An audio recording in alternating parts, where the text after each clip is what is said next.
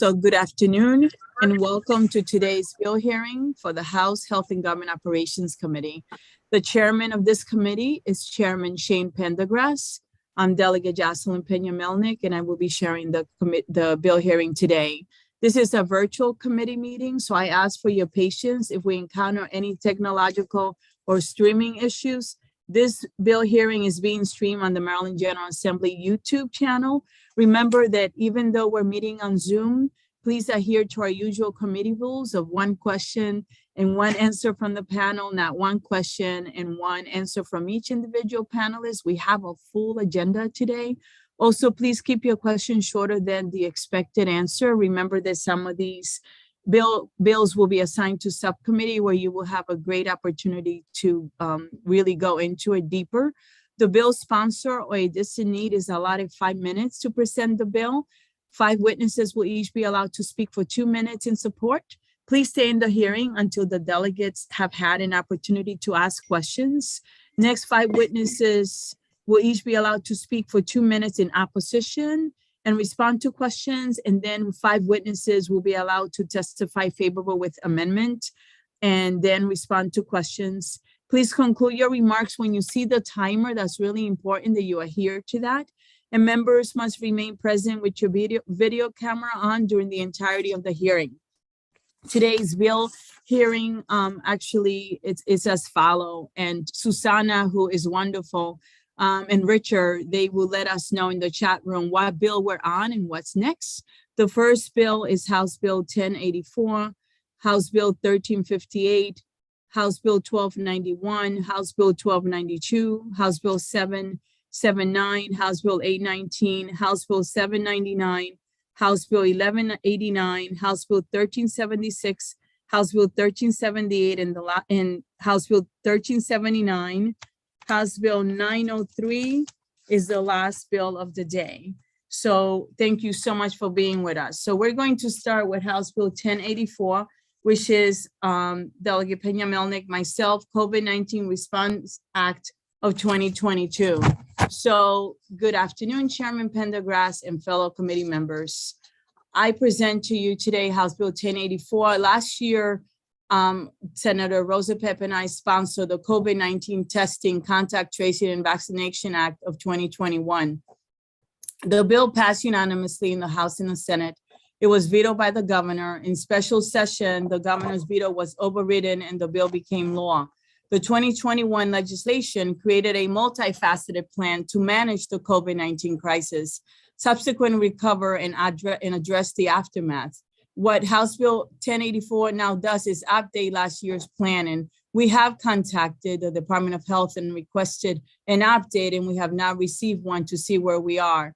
With new COVID cases continuing to fall, now we have time to focus on preparedness for the next surge, if it happens. This is a time to look in our toolbox and make sure our state and local health departments, our hospitals, and our nursing homes are equipped with the tools necessary to recover from the recent crisis and to proactively position for a future one. We must make sure that our public health infrastructure is strong and ready.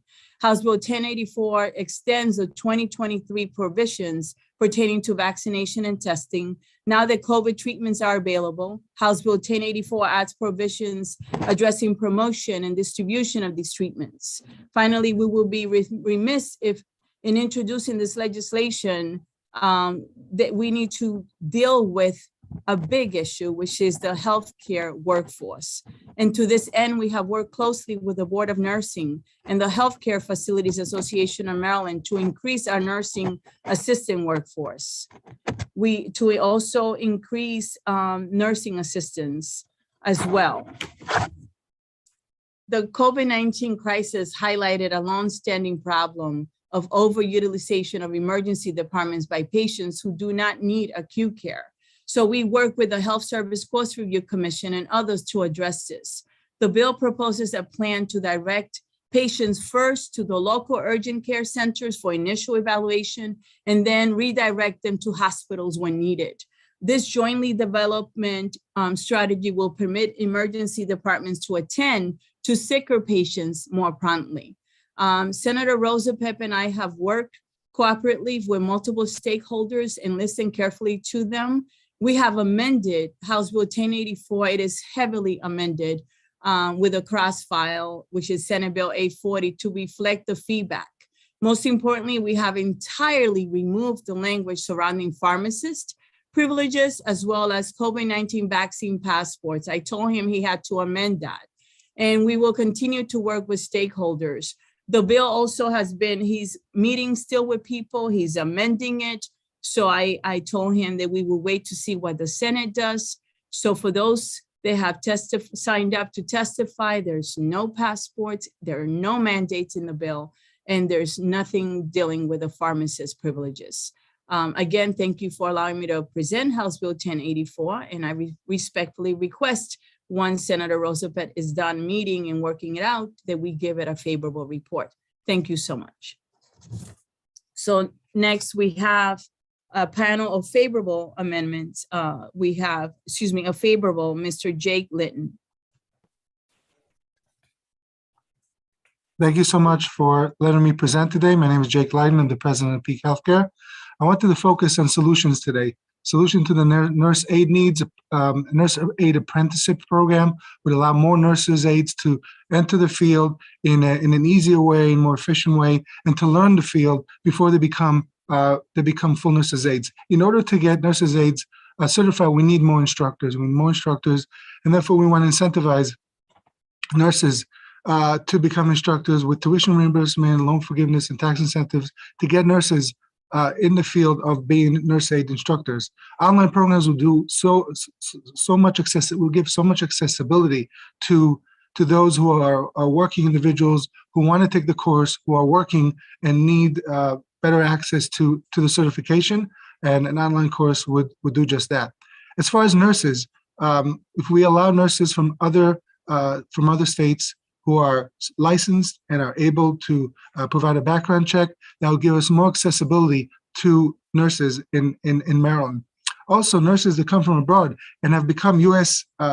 nurses and have a U.S. license would want to come to Maryland if they're able to apply their license here and are able to work right away. Other states offer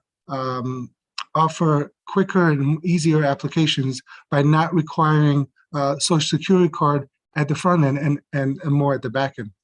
Lastly, telemedicine. Telemedicine has played a huge role in physician care, and I believe now is the time to involve nurses in the telemedicine program. To conduct a pilot program right now to study the use of mobile diagnostic equipment to help nurses assess patients' needs from a remote location, to give our nurses the opportunity to have relief, to have help, and to be able to deliver better quality of care without the stresses that they endure today. Thank you very much. Appreciate the time. Thank you for your time today. This is actually the last witness for the favorable. Are there any questions before we go favorable with amendments? Okay, seeing none, we're going to go to the first witness favorable with amendments, Sarah Cusack. Good afternoon, everyone. My name is Sarah Cusack. I just want to thank Delegate Pena-Melnick for really listening to the citizens of the state. Because of the amendments that you introduced, I no longer have any testimony, and I appreciate those amendments. Thank you. Thank you so much. Sometimes we have to make our senators listen, you know? Just kidding. Thank Anyway, you. My pleasure. Next, we have Ms. Megan Montgomery. Good afternoon, Vice Chair Pena-Melnick and members of the committee. Like Sarah, I really want to thank you for the amendments, for being so responsive for the citizen needs in the state, and we have no further testimony. Thank you so much for the work you do. It's a pleasure to work with you. Do we have Megan Montgomery? Oh, Megan, that was you. I apologize. Jonathan Cohen. Yes, Madam Chair, I'm here. Wonderful. Will you give us your testimony, please? Thank you very much. My name is Jonathan Cohen. I am President and CEO of 2020 Gene Systems. I'm here in Gaithersburg, Maryland, calling actually from our clinical lab. We have, since the beginning of the pandemic, conducted nearly 250,000 COVID tests for residents of our state. We conduct school testing under contract with the Maryland Department of Health and also service residents of Montgomery County through a contract with the Montgomery County Department of Health and Human Services.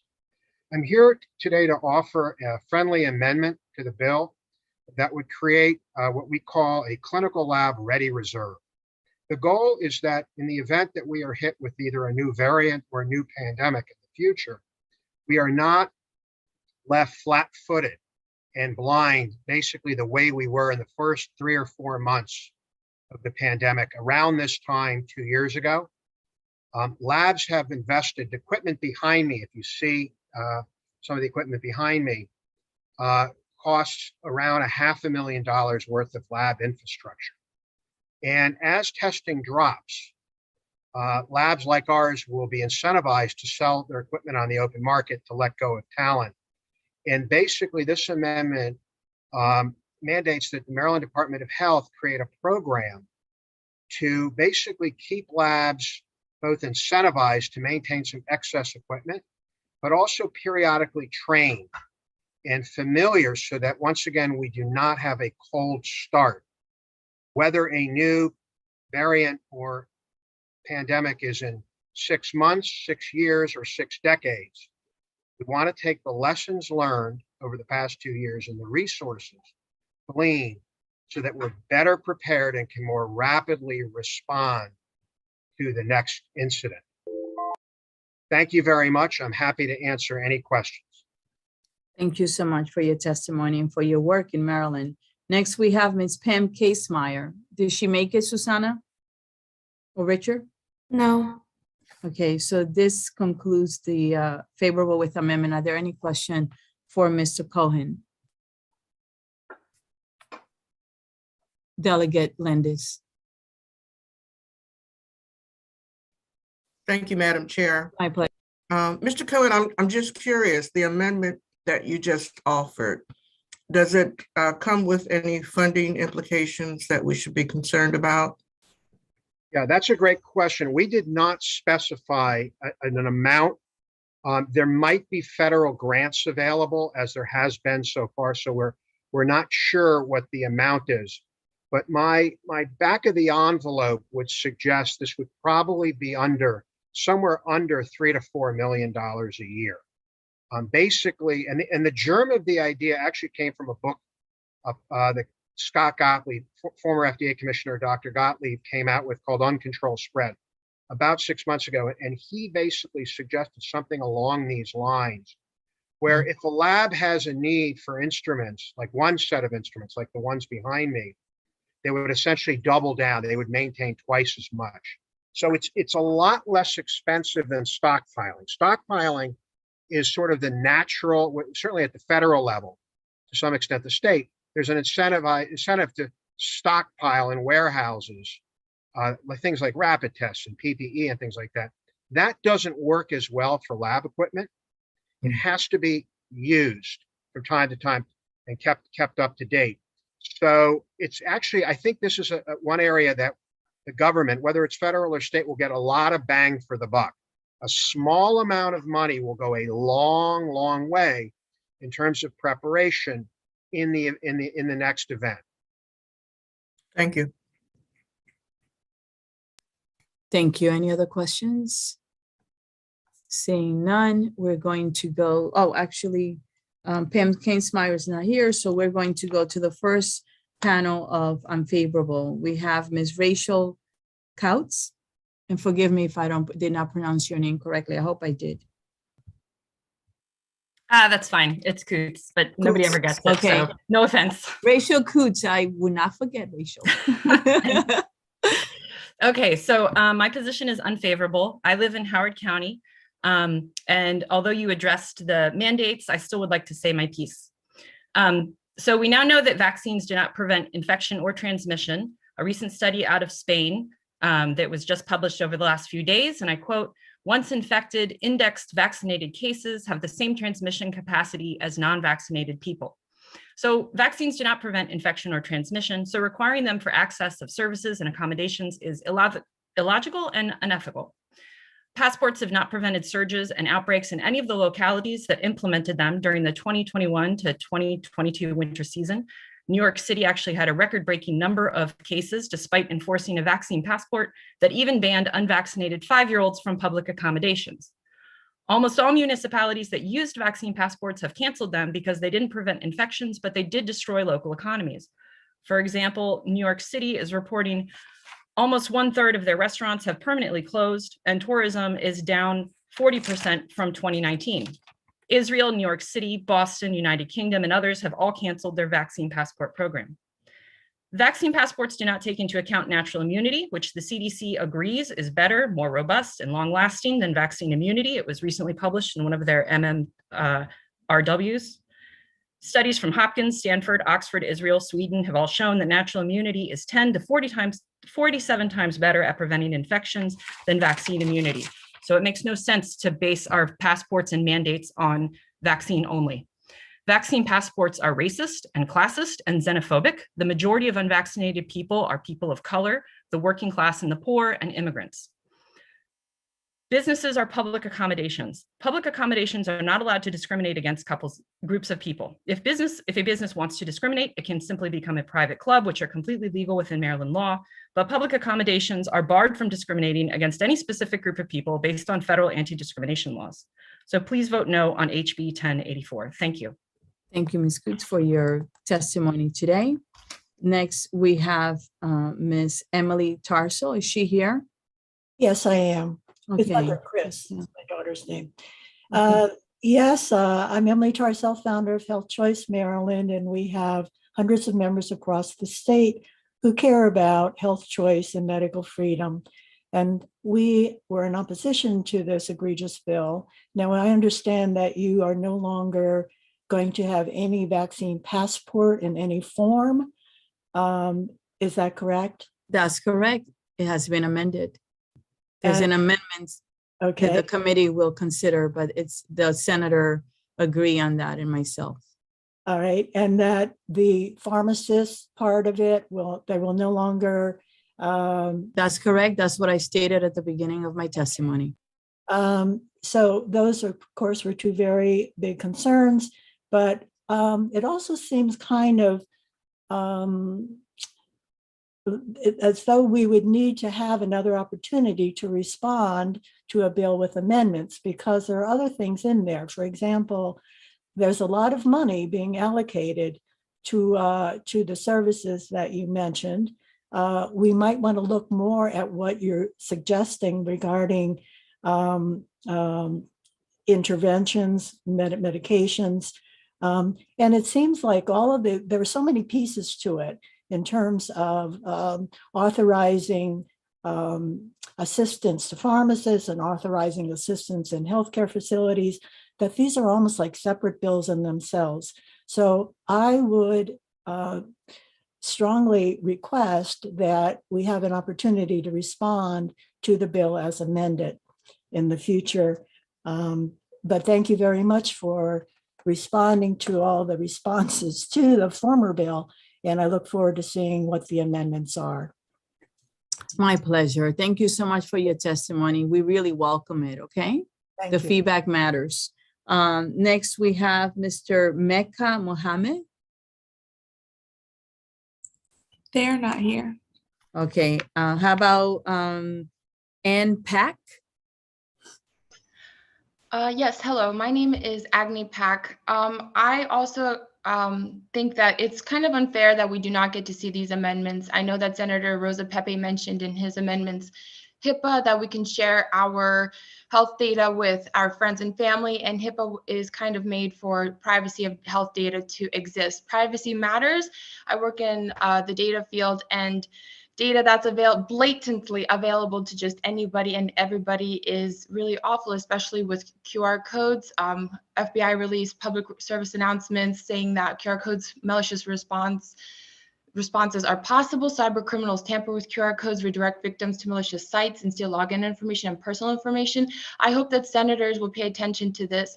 Moreover, because we do not have access to these amendments that everybody keeps claiming to keep adding, I do think that COVID-19 vaccines have not withstood the test of time for safety and efficacy. I've heard that they're the only vaccines in history that genetically modify our cells. So I am really curious as to what the Maryland State Senate and House of Delegates will propose with regards to those who have symptoms and reactions.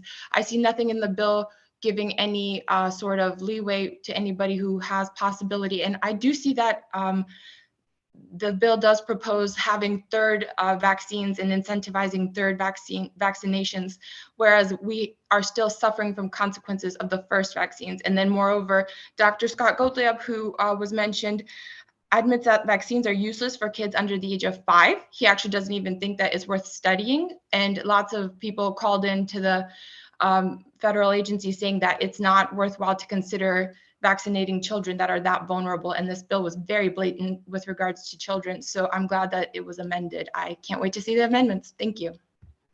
And thank you for your testimony and your time, the senator, and I really appreciate it in the committee. Next, we have Ms. Daniela De Horacio. Hello? Yes. Hi, thank you. I strongly oppose HB 1084 because this bill reflects discrimination, government control, surveillance, and an attack on one's physical and mental health. This bill should be opposed right here, right now, because there are already many voluntary apps as vaccine passport proof. My husband has one, it's called Clear. I have one here, I don't know if you can see it. COVID-19 vaccine side effects sent my husband to emergency care for stroke symptoms. Sadly, the most recent vaccine death involved a 7-year-old boy from Washington who died 13 days after receiving his first dose of Pfizer COVID vaccine. In a recent interview, Rochelle Walensky, director of CDC, said that she learned COVID vaccines were effective from watching CNN. She also admitted health officials relied too heavily on vaccine as a cure-all of sorts for COVID, and said vaccine makers didn't warn the agency that the vaccine will be less effective against potential variants. I recently had to eat my lunch in a hallway next to a toilet at Vail ski resort because I wasn't vaccinated, even though CDC has said that the vaccinated can both contract and spread the SARS-2 virus. I felt discriminated against and like a second-class citizen. Voluntary vaccine passport through the state are a trap to make vaccination required or mandated later on because the structure will already be there. Remember 2 weeks to flatten the curve, turn into 2 years? I see this voluntary passport just like that. I am a survivor of communism, so I ask you to defend freedom, not vaccine passport, smart health cards, or any form of social credit score, because they serve no beneficial purpose, only totalitarian ones. COVID is no longer a threat, but we do have a pandemic of mental illness. 8 students in Montgomery County died from suicide, overdose, and homicide in the last 2 months. Yet thankfully, no child died of COVID in 2 years. Please spend our tax dollar on mental health treatment and not useless passport and contact tracing. Thank you. Thank you, And I Ms. understand this is not appropriate right now because you said amendments, but I have to read what It's okay. You know what? This is your house and we are here to listen to you. So thank you. And I hope your husband recovers, okay? And has recovered. Are there any questions for this panel? Thank you. Oh, my pleasure. Thank you for sharing your experience. I don't see any questions for this panel. And this concludes the bill hearing on House Bill 1084. Next, members, we have House Bill 1358. Delegate Kramer, Health Protection of Personal Medical Information. Good afternoon, Delegate. You have 5 minutes. Welcome to HGO. Thank you, Madam Chair. Can you see and hear me okay? Yes, I can. Now I cannot. You muted yourself. Try that again. Am I good? Yes, you're good. Okay, let's try that. Sounds Thank you, great. Madam Chair, Madam Vice Chair, members of the committee. For the record, Delegate Robin Kramer here to present House Bill 1358. To start, I'd like to share a story about a person very close to me. She was a nurse at Johns Hopkins. Until recently, she worked in their COVID intensive care unit, where she was employed dating back prior to the time when COVID-19 hit the United States.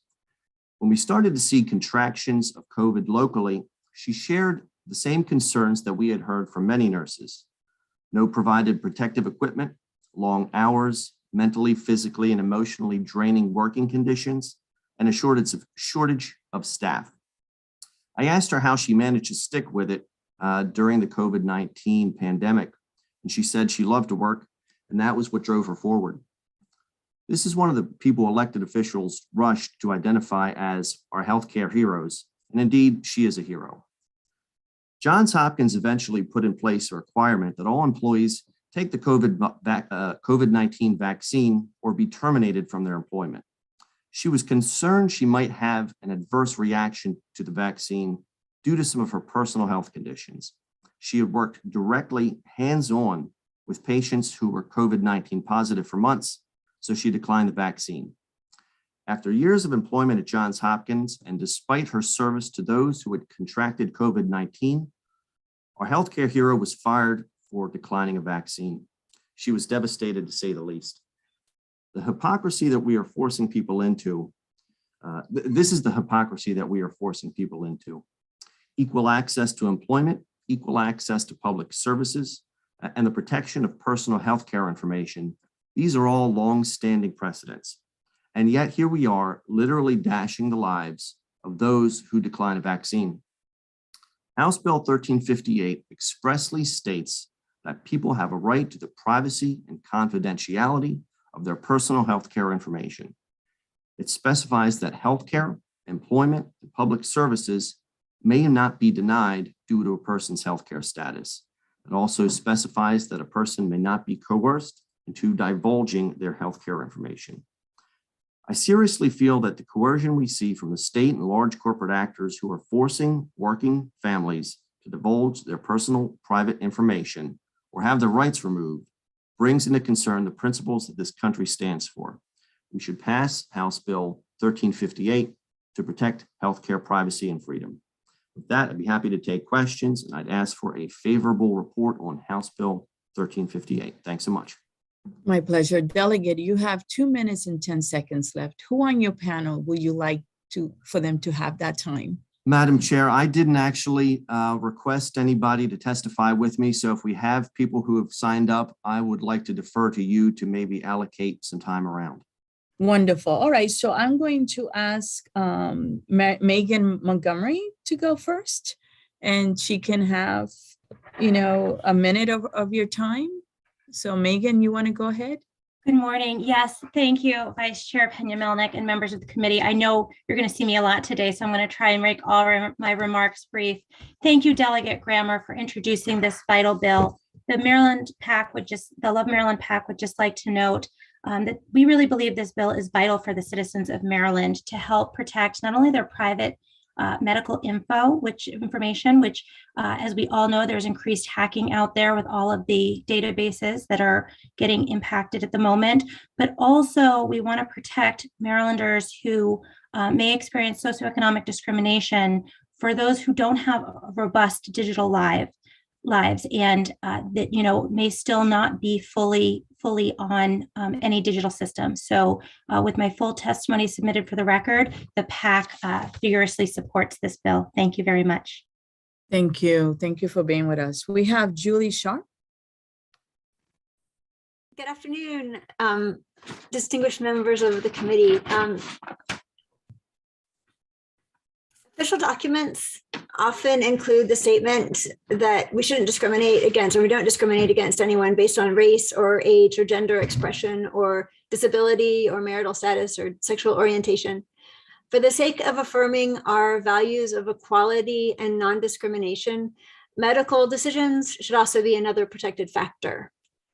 A person's medical decisions belong between that person and that person's doctor. And there's really only one way to protect a person from discrimination based on this private information, and that is to give people the right to maintain that information privately. It's worrying to me that this issue is even coming up. that there's a law needed to keep individuals safe from having their information affect their ability to work or go to school or have access to services. The importance of autonomy regarding medical care and privacy about that care should be self-evident. Everyone should be allowed to keep information to themselves that would otherwise not affect eligibility. This bill affirms medical autonomy, so thank you for supporting it. So this actually is the last favorable witness. I'm going to open it up for questions before I go to the unfavorable. So are there any questions from the committee for the delegate and his panel? I have Delegate Hill first. Thank you. Thank you, Delegate, for bringing this. I know this is something you feel very strongly about. I appreciate it. Just want some clarification. I noticed in the bill that you made exceptions for employers requiring drug screenings. And I also wanted to know if you recognize the fact that in hospitals, for instance, employees are required to be tested for tuberculosis, which is a highly infectious disease. And if they're positive, they can't work until they're treated and uninfectious. Similarly, most hospitals in the state, if not all the hospitals in the state, require that personnel be vaccinated against influenza every year in order to be able to treat patients so that the workers don't infect the people who are coming in already sick. So are those issues for you too, the drugs, the flu, and the tuberculosis? And if so, explain why, and if not, why not? Thank you. Thank you. Great questions. So I added the drug testing portion. I believe that's actually, there's federal language that ties to that, and any state that's taken up this issue has added that language to not be in conflict with federal law. As far as the other requirements, the testing or vaccinations for other conditions, I'd submit to you that my experience has not been the case that has been a strict law or strict rule that's been enforced to the point where they would terminate a person's employment. And I'm not basing that on, what I'm basing that on is my interactions with people in the healthcare industry, in my family, personal friends, and people I've talked to since the beginning of the pandemic, because this has really become a hot topic of discussion among those communities. And my discussions that I've talked with people, in the most case, they have not seen a unilateral rule where people have said, where an industry group or an organization has said, you're going to do this or we're going to fire you. They've never seen what they've seen with the COVID vaccine apply so unilaterally in any other context. And what they would do typically is they would say, okay, well, you would have a religious exemption. But with COVID, they've actually eliminated the religious exemptions. So I think there was a fine balance we were walking for a long time, but the rules that we've seen so unilaterally applied with COVID, I mean, it's really just been, organizations and institutions have worked with people for a long time. And at one point, all of them just said, no, here's the rule. And if you don't do this, we're going to fire you. So I think whether this committee takes up this language or not, I do sincerely feel that this is an issue that the legislature should take up because, this has been a really politicized issue and people are, in society are attacking each other. But I think, going forward, we're going to see a lot of the young people that have started to experience heart issues due to the vaccine. I think there's going to be more and more of this. And I think we have to decide not only where we draw the line, but as leaders, how do we get people to more voluntarily adopt vaccines? How do we tear down the walls that I think the term that was used was the vaccine hesitant community? Getting to those people, I don't think these passports, these mandates, I think this is only hurting us at reaching those folks. And I think we're getting exposure to vaccines to a lower degree because we've chosen to do it this way. But thank you for the question. Any other questions from the committee members? I have one delegate. Have you seen the letter from the Maryland Department of Health? I have not. Okay, so I'll make sure that my staff gets it to you, okay? Please. Thank Because you. it's a letter of information, but it's very strongly worded with many concerns about the bill. Okay. So we'll send it to you. Thank you so much. My pleasure. Now we have seen all the questions for this favorable panel. I will now call on the unfavorable panel. Brianne Shell. Yes, you pronounced that right. Thank you. My name is Brianne Shell. I am a public health attorney. I'm employed at the University of Maryland School of Law. I'm here testifying in my individual capacity in opposition to this bill. Delegate Grammer in his testimony mentioned protecting employees, but this bill has some very far-reaching, dangerous consequences. Individuals are sometimes asked to share limited information regarding their health status for the safety of themselves and their communities. One of the earliest examples of this is school entry vaccination requirements. The Supreme Court has upheld states' ability to require these vaccines for school entry for 100 years, and Maryland has done so for over 70 years, currently requiring 10 vaccinations, including hepatitis B, polio, and measles, with religious exemptions available to those who want them. School entry vaccines will prevent over 20 million hospitalizations and 700,000 deaths in children in the next 20 years. But this bill would prohibit a school from even requesting information regarding students' vaccination status, rendering this long-standing and effective state policy unenforceable. Additionally, whatever privacy protection this bill attempts to provide is simply not necessary. We have federal laws such as HIPAA and FERPA, and I located at least 3 sections of state law that protect personal medical information for people who don't feel the need to share that. I also wanted to echo Delegate Hill's comments on flu vaccines and TB tests for hospitals. This is also true in Maryland for tuberculosis in school employees and for veterinarians across the country, and that is very strongly enforced. And so in closing, this bill would not provide any additional protection for personal health information that individuals aren't willing to share, and would make the enforcement of basic, life-saving, and widely accepted public health policies unenforceable. For these reasons, I ask for an unfavorable report. Happy to answer any questions and provide more information. Thank you. Thank you, Michelle, for your testimony today. I'm going to open it up for the committee members. Are there any questions of this witness?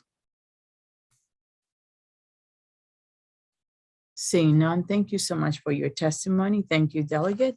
This actually will conclude the bill hearing on House Bill 1358. Next, members, we have House Bill 1291, Delegate Arakan, Public Health Student Immunization Requirements Authority. Delegate, good afternoon. Welcome to our committee. You have 5 minutes. Thank you, Madam Chair, and thank you, friends of the HGO. I apologize in advance if there's noise in the background. I'm having work done on my house and they keep cutting my internet out. So hopefully this goes smoothly and I will not have any problems. This bill was originally drafted with some errors in it. So I have a sponsor amendment and it's been sent to all of you. Hopefully now you have it.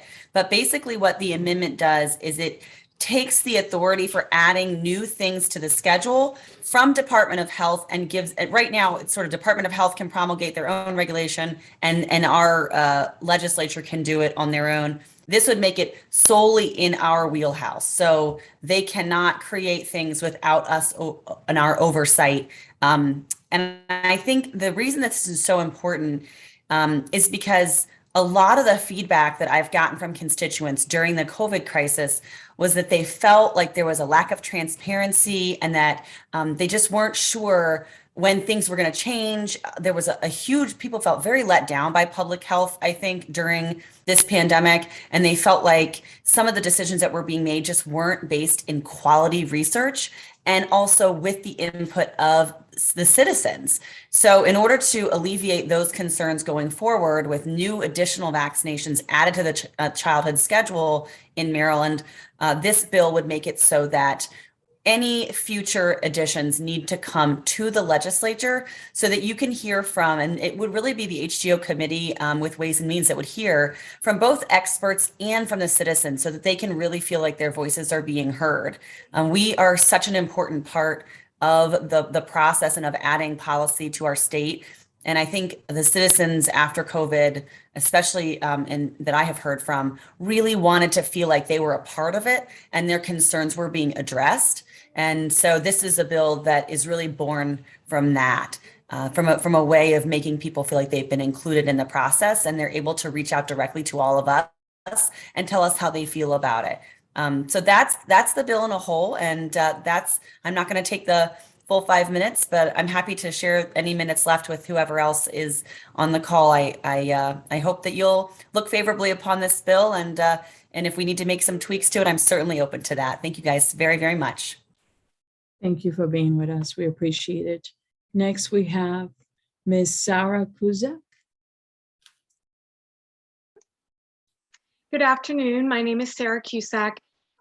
Just for a bit of background, I'll be testifying on many bills today, and I've been in front of you guys for years on these vaccine bills. I am a pediatric physical therapist. I worked for over a decade at the Kennedy Krieger Institute in Baltimore. And when I worked there, I did treat severe adverse reactions to vaccinations. So this included Guillain-Barré syndrome, transverse myelitis, acute disseminating encephalomyelitis, and encephalopathy. And for about a decade, I've tried to help some of those families that I met, and I've tried to advocate for the injured. So as I testify, I would just like you to know that that's my background. On this bill specifically, I've been very concerned. So you can imagine, as someone who has seen injured children from our long-standing childhood vaccinations, which, by the way, there's at least an injury fund for, there's some help for them. I've been very nervous about what is going to happen for children with these COVID vaccines. I live in Montgomery County, where the county executive tried to push a vaccine passport that would have included children as young as 5.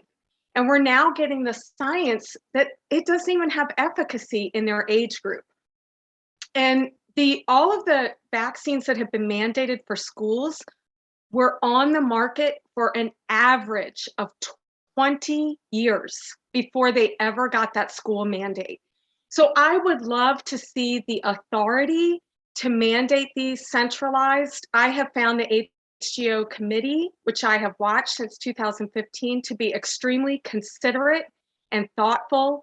So I appreciate this bill, and that everyone in the state would know who has this authority. And it would make me feel better as a parent in our state. Thank you.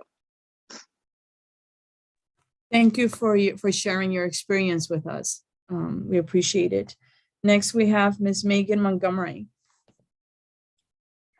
Hello again. Thank you very much, Vice Chair Pena-Melnick and members of the committee. I too, on behalf of the Love Maryland PAC, appreciate this bill. One of the passions of the PAC is that we feel very strongly that we are here because there are very many families in our state that need to have the opportunity to have somebody come and speak on their behalf, including children children in the foster system, children who move around regularly. And these children absolutely must have uniform, statewide, carefully thought out and thoroughly reviewed policies that are determining the vaccine schedule free from political pressure, undue political pressure from a particular administration, any administration. So we are very thankful that Delegate Arakan introduced this bill on behalf of, among other people in the state, foster children who need to have one set of carefully thought out vaccine policies. And while we remain committed to making sure that every parent and child in the state has access to all the vaccinations that they need. We agree with Ms. Cusack that, this committee has been particularly careful in considering the risks and benefits of adding things to the schedule. Thank you very much. Thank you so much. Next, we have Ms. Rachel Coots. I think I have it right now. Hi. Hold on 1 second. Sorry. Yeah, I'm going to be here for one more bill, so you'll get another practice, but you're very, very close this time. So yes, I'm here to speak. My position is favorable on this bill, HB 1291. I'm a resident of Howard County, and I have 3 kids in the Howard County school systems. We now know that the vaccine does not prevent infection or transmission. So having kids vaccinated will not prevent transmission in schools or provide any sort of protective layering for the adults around them. COVID-19 is not a deadly illness for children. It's usually no worse than a mild cold. And we do know now that for children, these vaccines lose all efficacy after a few months. So even if they have one at the beginning of the year, it doesn't last. But regardless, this is really not a deadly illness that children necessarily need to be vaccinated for, healthy children. Now that highly contagious Omicron has blown through this past winter, CDC reports seroprevalence rates among communities to be as high as 97% in some areas. So that means that most children are well protected by natural infection. We know from many studies out of Israel, Sweden, Oxford, Stanford, Hopkins, that natural immunity is robust and long-lasting and is at least 10 to 47 times better at preventing infection than vaccinated immunity. We have no studies showing that it is safe to vaccinate children with the COVID vaccine if the child already has natural immunity. And since vaccines do not protect from infection or transmission, vaccination only provides a personal benefit, not a public health benefit. Since most children already have protection via natural infection by Omicron, and since children only have a mild illness with COVID, it is illogical to require a COVID vaccination for school. Adults and families who are concerned for their own safeties, for themselves or their children, they are welcome to get vaccinated. We're not saying that no one should vaccinate any of their children. It should be up to the family to decide, but there's no benefit to mass vaccinating children. And that's it. So please vote yes on HB 1291. Thank you so much for being with us. I really appreciate it. Next, we have Ms. Kimberly Perrone. Kimberly Perrone. Yep, that's me. All right, I pronounced it correctly. Go ahead. Thank you, Chair and committee members. My name is Kimberly Perrone. I'm a resident of Montgomery County. My husband is a nurse. We are pro-science. Obviously, he's pro-science. However, he has seen pharmaceutical products pulled from the shelves over his 13 years as a nurse. Health policy needs to be crafted with the utmost care, especially for our children. The reason I support HB 1291 is because of that. Guiding vaccine requirements for children is a serious responsibility, and they need to be carefully considered and evidence-based. I know in Montgomery County, we've seen the county executive try to include 5-year-olds in vaccine passports, and many summer camps and day camp programs for children are also setting vaccine requirements. All of this affects my family. As a mother with a child with over 20 food allergies, I learned quickly we are all individuals. We are not the same, and we all have unique requirements to things, and mandating something over an entire population is something that takes time. It is something that is best done when working with legislation. A decision-making process or setting vaccine requirements without citizens' input, updated science, and access to health department advisors results in unsafe policy. We want to support anything that allows the highest care for our most precious population, our children, and makes the most consideration for these decisions. So thank you for your time, and please vote in favor of this. Thank you for being with us today. Next, we have Ms. Michelle Rose Scott. She is not here. Okay. So this actually concludes the favorable panel. Are there any questions for the delegate or her panel?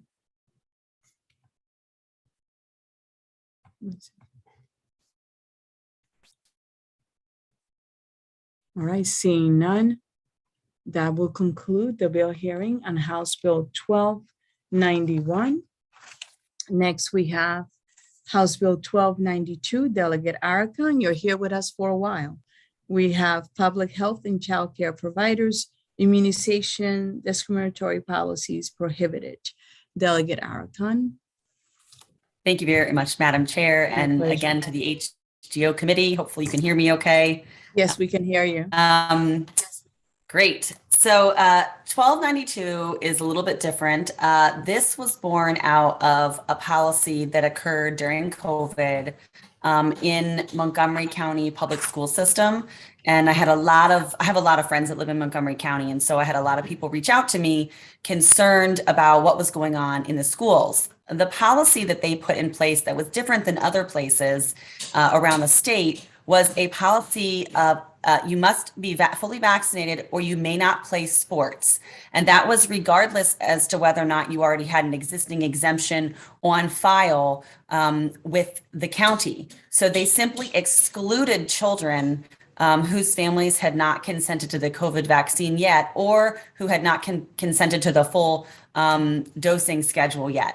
So this excluded tons and tons of parents, and it was really difficult for several families. I think at least 15 or 16 families reached out to me directly that I spoke to about this issue. And it was just really hard on children because as they had been out of school for more than a year, finally they were allowed to come back to school. Originally, they were told that they could participate, and then all of a sudden they could not participate. The other problems with the policy that was put in place was that it didn't apply to everyone that was playing. So it did not include teachers or any of the sports staff members, and it did not include any of the other students who they would be playing against. So it was really just an unfair policy, and the kind of policy that I think Maryland should and the state should stop districts from being allowed to do. And that is exactly what this bill will do. This bill will only allow for, and it kind of goes with 1291, only allow for us to decide what should be mandated, and doesn't allow discriminatory policies based off of jurisdiction to be developed and based off of someone's status of not having a vaccination that is not required statewide for attendance to school. It's just illogical to tell a child, you can sit next to your entire basketball team, you can take gym with your whole basketball team, but you can't play basketball on the team with them. It was really just a punitive way to shame, dehumanize these children and their families and punish them for not being obedient. So thank goodness that policy has been lifted. I think, the science has spoken for itself and the county has responded accordingly, but unfortunately, a lot of physical activity time and really camaraderie was lost because of this very bad policy. So this bill seeks to address that concern and make sure that this never happens again in the state of Maryland, where counties are making their own policies around which vaccines should be required to participate in certain activities. So I will toss it to the panel and happy to answer questions at the end. Thank you very much, Madam Chair. Thank you so much. Next, we have Ms. Jenna Butler. Ms. Butler. Good afternoon.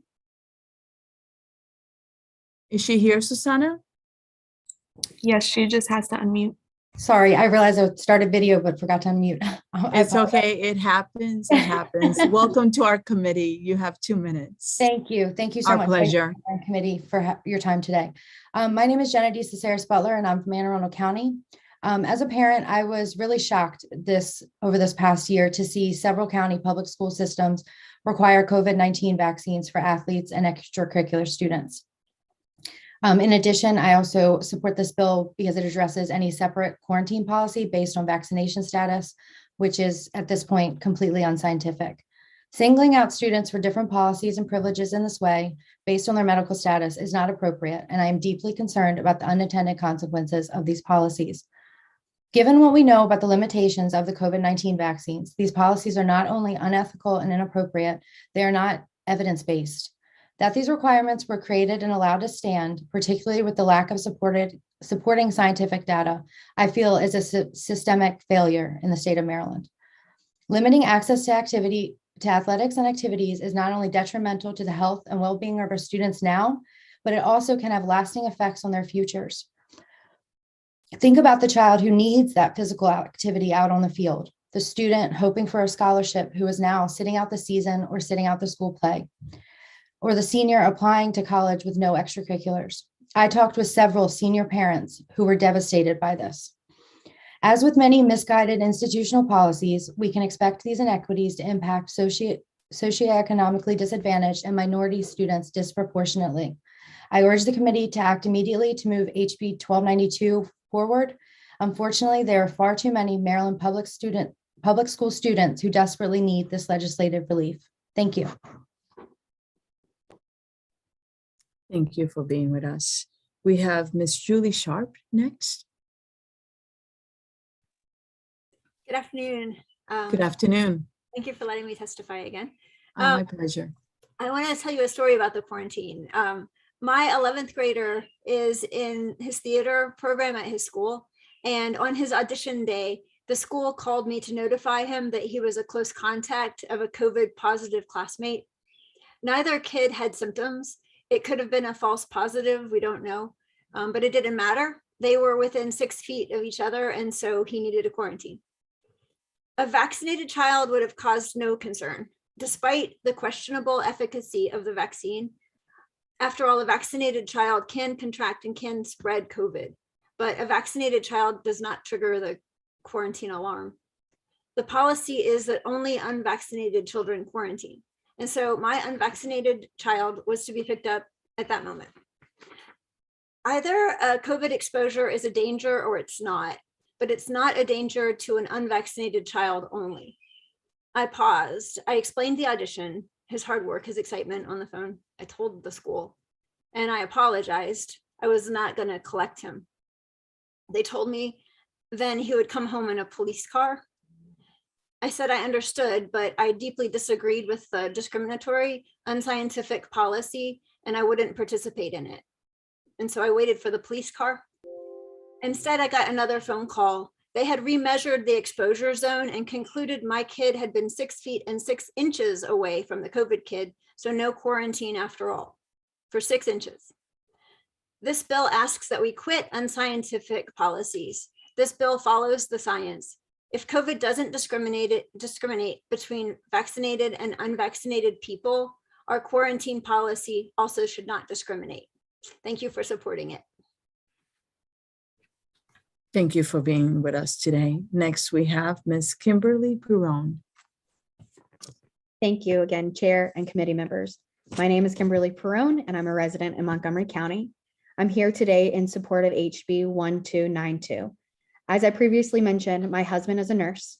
Our family is pro-science and pro-medicine, but I am extremely concerned and disturbed at some of the policies around the vaccine and what they have done to our children in Montgomery County over the past year. Some students being mandated to be vaccinated to participate in sports and extracurriculars is punitive, and more than that, it contradicts scientific fact. HB 1292 is based on what we know about how the vaccine works and would prevent counties and school boards from acting arbitrarily to exclude and punish certain groups of students. There is no scientific basis for different quarantine policies for unvaccinated students or for not allowing unvaccinated athletes to play. I ultimately ended up choosing to take my children out of Montgomery County Public Schools halfway through the school year because these policies were so frustrating and didn't make sense. Literally, they're standing beside me right now as a part of our civics class. And this is also impacting our students for not allowing unvaccinated athletes to play. I messed up. So my kids were ultimately missing out on so much. That's why I pulled them out. So remember, they mandated these products without long-term safety data or efficacy data. And they put that on our most precious population, our children. What if they were wrong? What if they were wrong? I don't ever want that to happen again. Please support this bill, HB 1292. Thank you. Thank you for your experience and sharing it. We have next Ms. Michelle Rose Scott. Good afternoon, Ms. Rose Scott. Will you be so kind? You have 2 minutes. She's still not here. She's not here? Okay. How about Mecca Muhammad? They're not here as well. Okay. So are there any questions for this panel? Delegate Hill? Thank you. And thank My you, pleasure. Delegate Erican, for bringing this bill. I'm listening to the last bill where you're moving to have health decisions taken out of the health department and put in the hands of political beings. And then on this bill, you want, if I understand you correctly, I know you're brilliant and very thoughtful and a great admirer, but I'm a little confused because it seems here what you're saying is that you want people to have a choice about whether to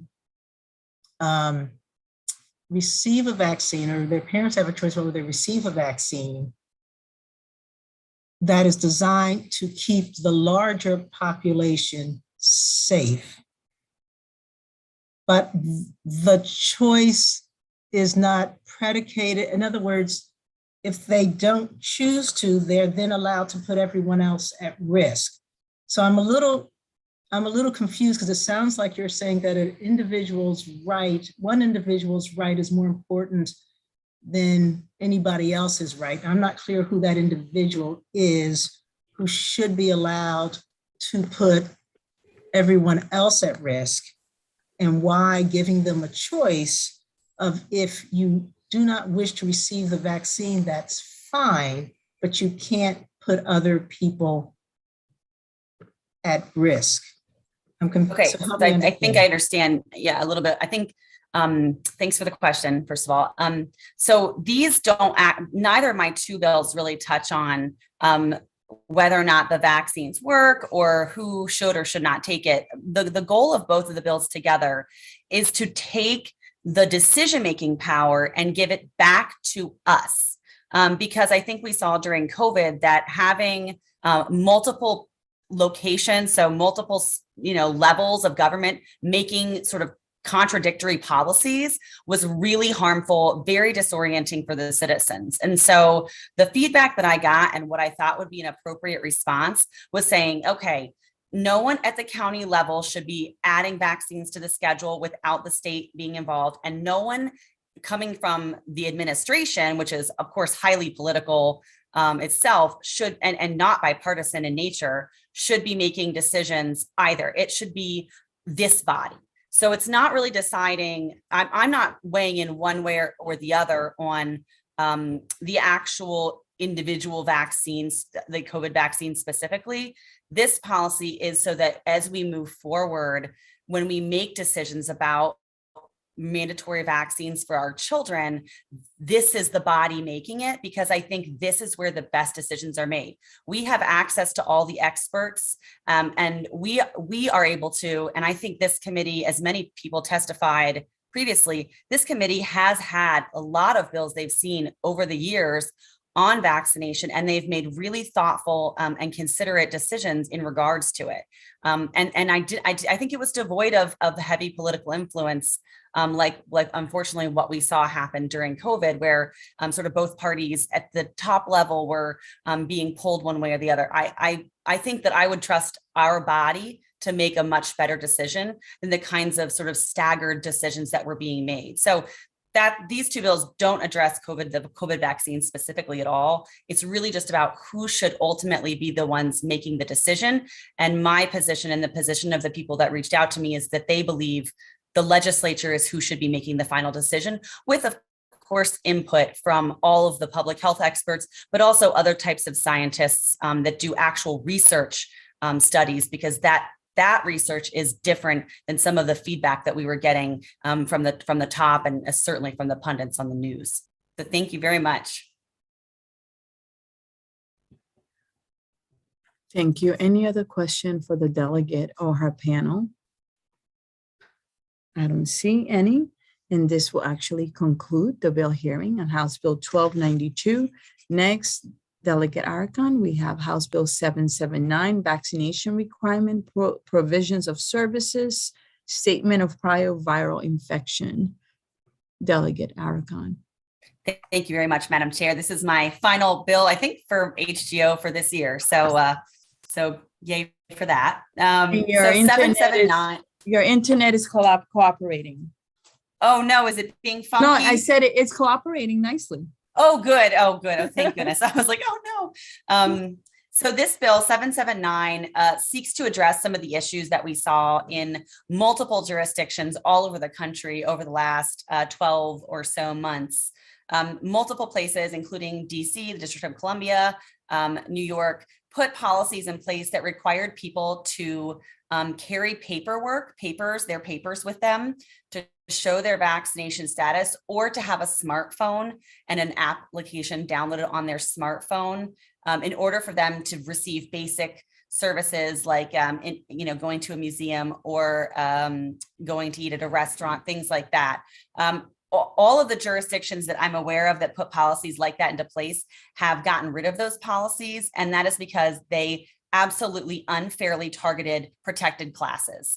Not everyone can afford smartphones. Not everyone is going to bring their papers with them when they go places, and creating policies that require people to do those things are inherently discriminatory, towards the people who can absolutely least afford to fight back against these kind of policies. There were videos that came out that showed children as young as 8 or 9 being forcibly removed from our nation's beautiful museums, Smithsonian museums. It was absolutely disturbing. And so, as a backlash to some of those situations, I think most of the jurisdictions that implemented policies like this that were so discriminatory removed them. In addition, they did not work. They were not effective. If you compare places that did and did not implement them, even if you look at coverage rates and you look at policies put into place, there was no efficacy, no correlation and no causation between putting policies like this into place and lowering the case rates or death rates of COVID-19. And so this bill simply states that if a business wants to require something, that is still their right to require that you say that you are immune, but you would not have to show any documentation. I know friends that went to the sports arena down in District of Columbia, and they were forced to not only show their papers to get in, but their photo ID as well to prove that the papers were for them. So that kind of policy has to be stopped. It's totally discriminatory. And this bill is a fix to that problem. So I'm looking forward to any questions that you guys might have. Thank you, Delegate. Next, we have Sarah Cusick. Thank you, Sarah Cusack, back again. I am in support of this bill because it would support natural immunity. One of my absolute frustrations going through the pandemic has been that we have the talking heads saying, follow the science, but I don't see people following the science. As early as August 26th, 2021, we had in Science magazine, the headline was having SARS-CoV-2 once confers much greater immunity than a vaccine, but vaccination remains vital because at that time, not everyone had natural immunity. But for people who did, they had a better immunity. A quote from the article, Israelis who, this was a huge study done in Israel, Israelis who had an infection were more protected against Delta coronavirus variant than those who had an already highly effective COVID-19 vaccine. In 2 minutes, I cannot go through the depth and breadth of the science with you. It's robust. They are in mainstream journals. It's not conspiracy. It's not fringe. And to me, my common sense says that someone whose immune system met the entire virus and worked through that is going to do as well or better than someone who met the spike protein. So I have a friend who was mandated in healthcare to get the vaccination. She got her first mRNA vaccine. 2 weeks later, her whole house had COVID. And so according to mandates, she was supposed to go back a week later and get a second dose. And that ignoring of natural immunity, it seems ignorant, inflexible, anti-science. So I appreciate anything, any bills that kind of bring that important factor for people who have immunity. Thank you. Thank you for sharing your experience. Next, we have Ms. Kara Fisher. Good afternoon, Madam Vice Chair and the committee Good members. afternoon. I'm Kara Fisher, and I ask for your favorable vote on House Bill 779. In situations where there is a requirement in order to receive services or entry, this bill allows residents to simply sign a statement attesting they were previously infected and no longer have symptoms. As others have said, if we look at the SARS-CoV-2 virus particularly, a recent study from JAMA shows that natural immunity from a prior COVID infection is superior to vaccine-induced immunity. So I feel it is sufficient for residents to self-certify to a prior viral infection as an alternative to proof of vaccination. Please support House Bill 779. Thank you.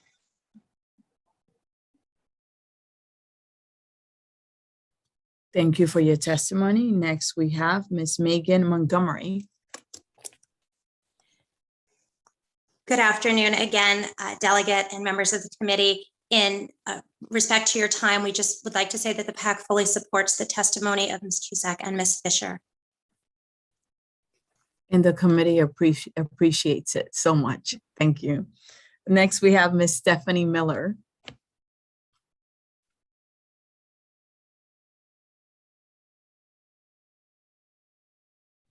Is she here, Susanna?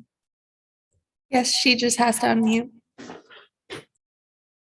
Ms. Miller, will you be so Hi. kind and unmute Yes, yourself? I'm sorry. Thank Yes. you. It's okay. Hi. It happens. How are you? I'm great. How are you all? Doing well. Thank you for Good. being with us today. You can go ahead and get started. I'd just like to share my story and state that I support the bill. As a 23-year healthcare worker with natural immunity, I was terminated from my nursing job at Greater Baltimore Medical Center with proof of vaccination. No, with proof of my immunity.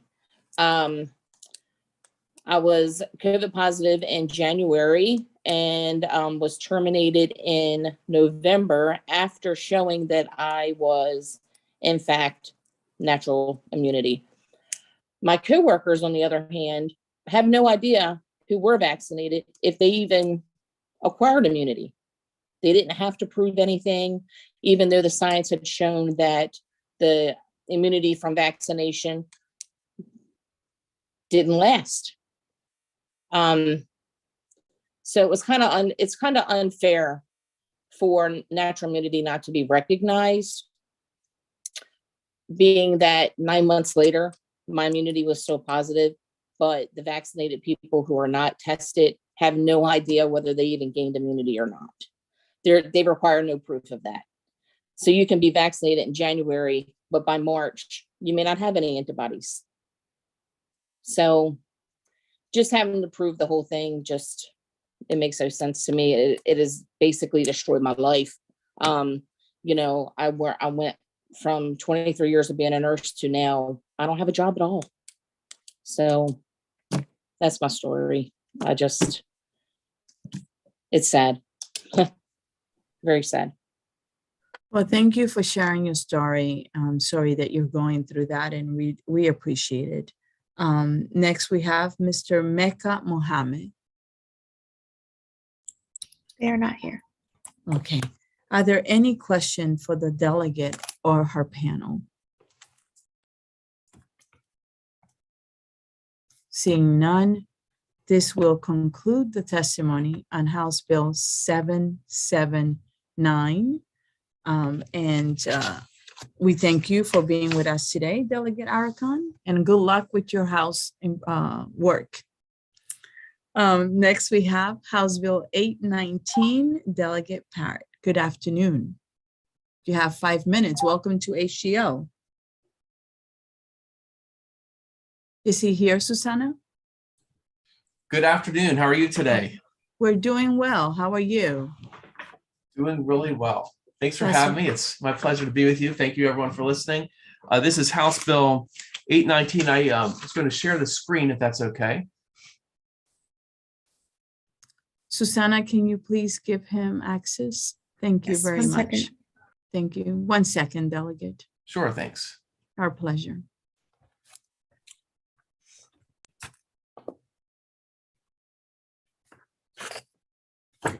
You should be able to now.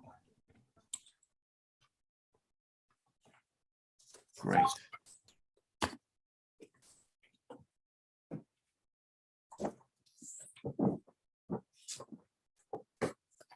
Thank you. Let's see if we get this up here. I might have to go on my own if I can't figure this out here, but I think we're getting it. It's kind of locking my screen. Oh. All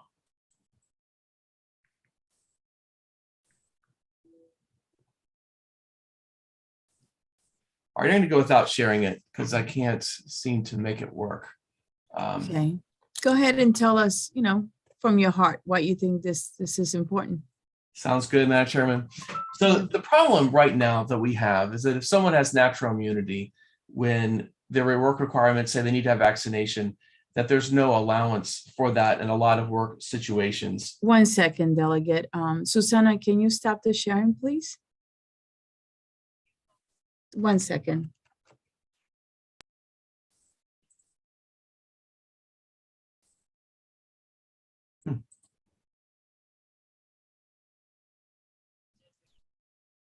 Susanna, can you hear me? I'm sorry, Delegate, go ahead. Go ahead. Okay. And I said if you could stop the sharing, please. Go ahead, sir. Yeah, I think I tried to click it too, but I don't know why my screen's kind of locked.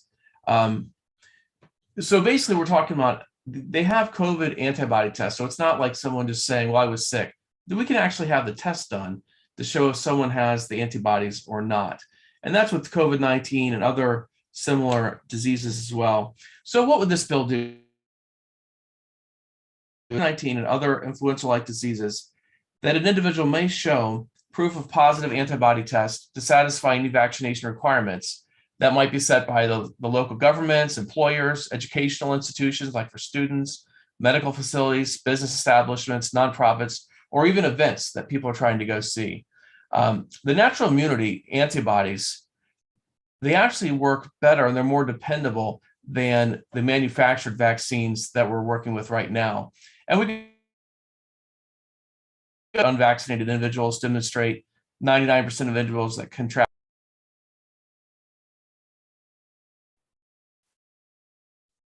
What happened? Did he get disconnected? I believe so. He got disconnected. Okay. If the committee can just be a little patient, we'll give him a minute. I know that that can be overwhelming when that happens. It has happened probably to all of us at some point. Give him a minute to sign up.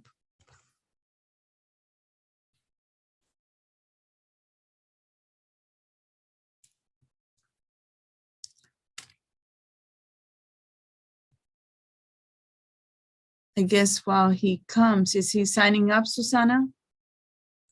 He's not here yet. Okay. What we'll do is while he comes, why don't we go ahead to Mr. Why don't we do Mr. Benz McAvoy? Thank you so much, committee, for hearing, and I appreciate Delegate Parrott for bringing this bill. Just in case he doesn't get back, I'll try and fill in where I think pieces should go, and of course it's his bill, so he'll have to specify. But basically, what we just heard from the past three people talking is about natural immunity and how that matters. It's always mattered. Matter of fact, we don't have any standards in this state or in this country for medical fitness vis-a-vis walking around with a certain antibody test level. We don't have it. If we had it, we would have applied it to AIDS and HIV some decades ago, which is also a transferable disease. And we just don't have anything like that. The system being as it is, and that we don't want to have passports every place that we go to check on our levels because we are human beings, autonomous, free Americans in this country. We don't have to present those type things. We have a health system that is robust. It has been robust for quite a long time, and it's sufficient for handling these things. Where I think Delegate Parrott might be coming from on this bill, and I know others, because I know from their activism, the previous delegate speaking, is that we have had tyranny for 2 years now, for no good reason. It has destroyed lives. It has destroyed businesses. It has destroyed our industry. We have lost 40% of the small businesses in this state likely. They're never coming back.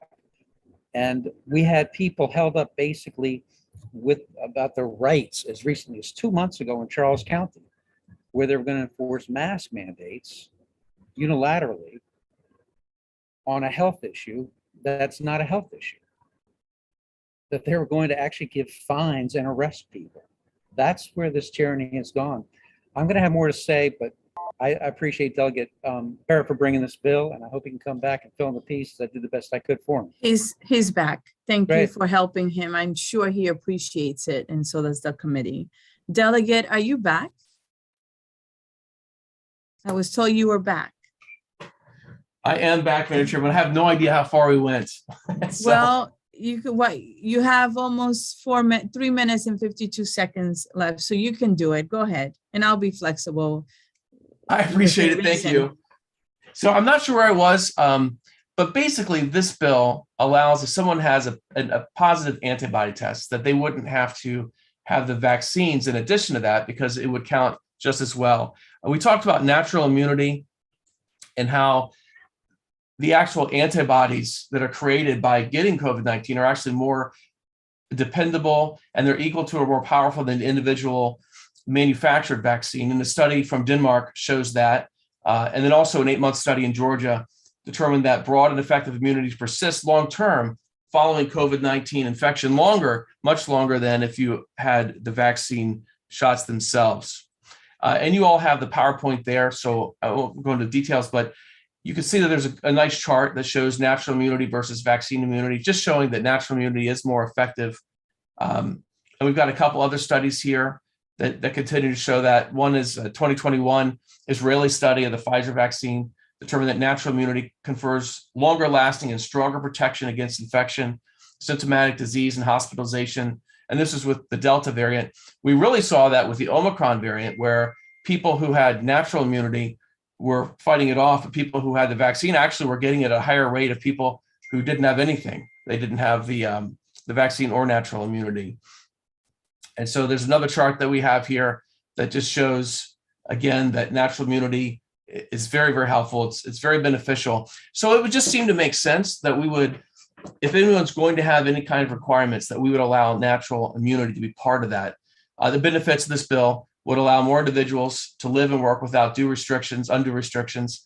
Natural immunity would be given the credit that it's due. And if vaccine requirements are implemented, the entity imposing the requirements should follow the science and allow for positive antibody test to count as part of any requirement. So thank you for letting me finish. I really appreciate it. And I hope that the committee will find to be able to vote yes on House Bill 819. Thank you. Our pleasure. We're going to open it up for questions. We have a panel of favorable with amendment. So are there any questions for the delegate on House Bill 819? And I don't see any questions. So we're going to go on to favorable with amendment. Mr. Mark, I hope I pronounced your name correctly, Zervsik. Good luck with pronouncing that one. It's Sverchek, Mark Sverchek. Thank you very much for taking my testimony. Just a little background. I am also the founder of the American Lobby, and I speak for the membership of the organization. It's a people's lobby to speak for the people, to government officials and such on behalf of their needs and wants. The natural immunity is absolutely, without question, science, and we have followed it for decades, that once you've once you've contracted an ailment or a disease of sorts and your body has processed it, it creates an antibody that will furthermore continue to fight that reinfection. And frankly, a reinfection oftentimes reignites the immune system and creates more antibodies. So the fact that, and I guess 9 out of 10 people that I have personally polled have not had an antibody test, but have had a vaccine. And I've asked those who have been vaccinated how many antibodies they have, and they frankly don't know. So frankly, we don't know whether they're protected or not. And frankly, to obtain a baseline with regard to any ailment influenza, a baseline is paramount to determine what the course of action should be. So testing for antibodies should not only be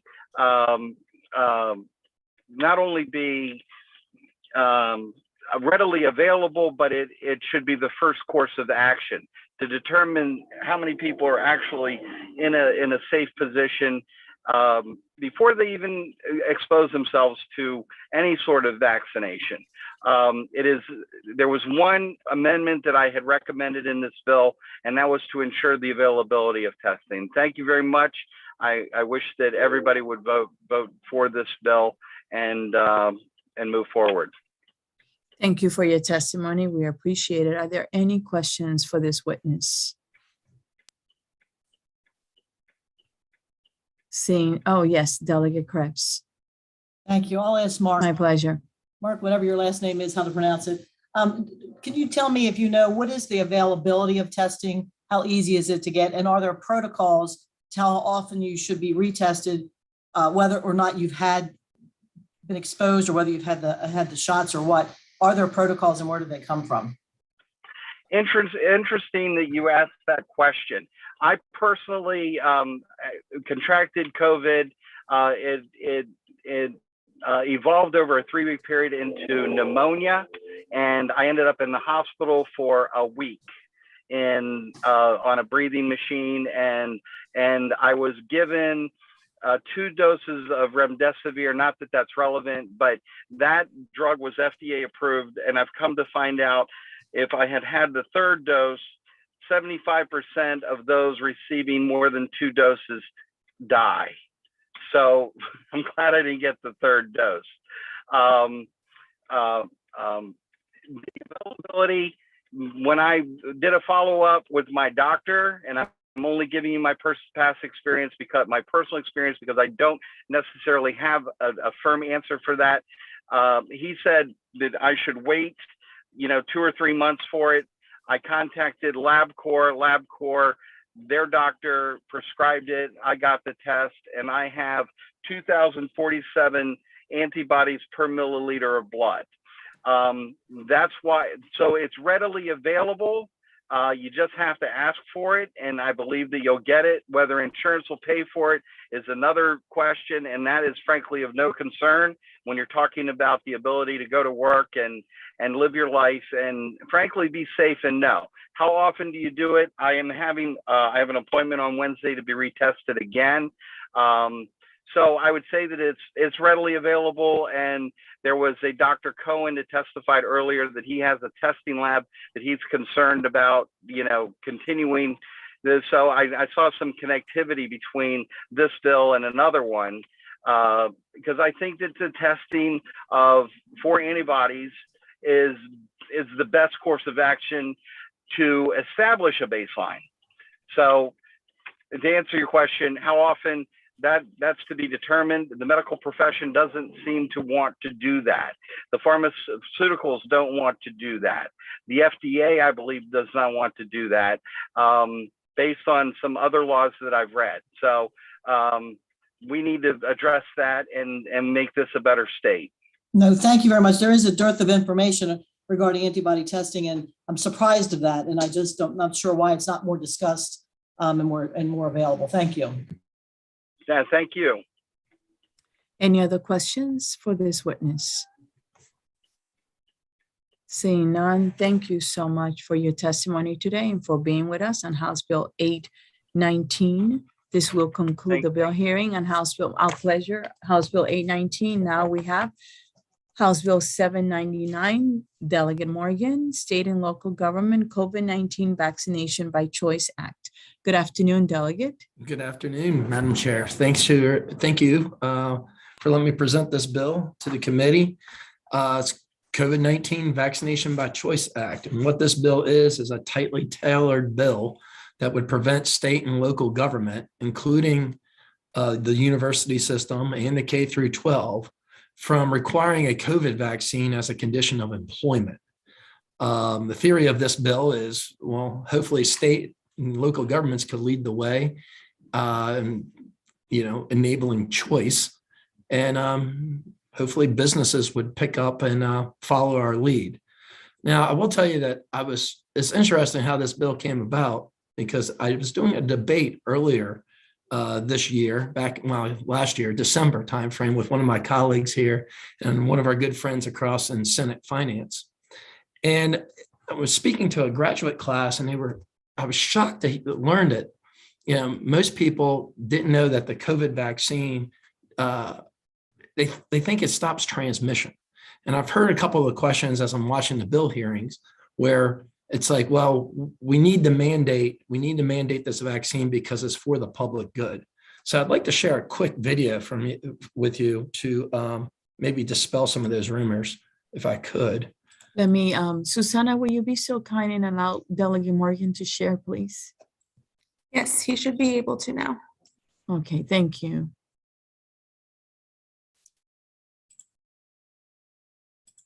You're okay. You're not going to get COVID if you have these vaccinations. These vaccines are highly, highly effective. Vaccinated people do not carry the virus, don't get sick. They're really, really good against variants. Everyone who takes the vaccine is not just protecting themselves, but reducing their transmission to other people and allowing society to get back to normal. Get your first shot, and when you're due for your second, get your second shot. Our key goal is to stop the transmission, to get the immunity levels up so that you get almost no infection going on whatsoever. When people are vaccinated, they can feel safe that they are not going to get infected. If you're vaccinated, you're not going to be hospitalized, you're not going to be in an ICU unit, and you're not going to die. If you are fully vaccinated, you no longer need to wear a mask. Anyone who is fully vaccinated can participate in indoor and outdoor activities, large or small, without wearing a mask or physical distancing. But what they can't do anymore is prevent transmission. We didn't have vaccines that block transmission. We got vaccines that help you with your health, but they only slightly reduce the transmissions. We need a new way of doing the vaccine. The level of virus in the nasopharynx of a person who's vaccinated and infected is the same level as the level of virus in the nasopharynx of an unvaccinated person. Reports from our international colleagues, including Israel, suggest increased risk of severe disease amongst those vaccinated early. And if you look at Israel, which has always been a month to a month and a half ahead of us, they are seeing a waning of immunity, not only against infection, but against hospitalizations and to some extent death. I think we need to be careful as we get vaccinated not to overinterpret the results. Our results show that this vaccine can prevent you from being sick. It can prevent you from being severely sick. They do not show that they prevent you from potentially carrying this virus transiently and infecting others. Who've been double vaccinated. We know it's around 60% of the people being admitted to hospital with COVID have been double vaccinated. I hear a lot of times people feel it's a rare event that fully vaccinated people may die. I happen to be the senior advisor to Governor Hogan in the state of Maryland. In the last 6 to 8 weeks, more than 40% of the people that died in Maryland were fully vaccinated. So vaccines obviously don't prevent transmission. And it was really good to see Dr. Fauci. I miss him on the Sunday shows. Ever since that last bit of polling came out, he seems to be on lockdown or something. But yeah, on transmission, if you want to take a look, and anyone that thinks this, I say you probably should check out our own website at Maryland COVID. I believe it's .org. Go to the bottom there. It tells you that there's been 448,000 cases of breakthrough cases in the state of Maryland. We know that number is extremely low because as people, got COVID again or tested with a home test kit, those numbers weren't recorded. I would also caution that the other part of hinging on a vaccine mandate is not having any adverse effects from the vaccine. If you look at Google search of VAERS database, there's been about 1.2 million people that had adverse effects from it, or they think they had adverse effects from the vaccine. And I've never seen where government has mandated something that people also, that doesn't have any public health and they might have an adverse effect from. I'd like to turn it over to my sponsor panel, Dr. Ron Elfenbein, for more information, Madam Chair. Thank you, Delegate, for your testimony. We really appreciate it. Dr. Elfenbein, you have 2 minutes, and good afternoon. Thank you for being with us today. Good afternoon. Thank you for having me. Thank you, Delegate pleasure. Morgan. So I am, just a little bit of background, I'm a board certified Johns Hopkins trained emergency medicine doctor. I practice at multiple facilities throughout Maryland and Delaware. I'm the president of the Somerset County Medical Society. I'm a regular on national and international TV speaking about medical issues. And I'm the medical director and owner of First Call Medical Center. We're the busiest monoclonal antibody infusion center in the state of Maryland treating COVID patients, and the largest private testing facility as well, having tested well over 1 million people throughout the pandemic. So I'm testifying in favor of House Bill 799. Let me start off by saying that I am 100% pro-vaccination, having gotten vaccinated as early as I possibly could. My wife, also a physician, got vaccinated, and we vaccinated all of our children who are eligible to be vaccinated. But if the goal is to minimize the spread of COVID-19, there's absolutely no justification to mandate vaccination.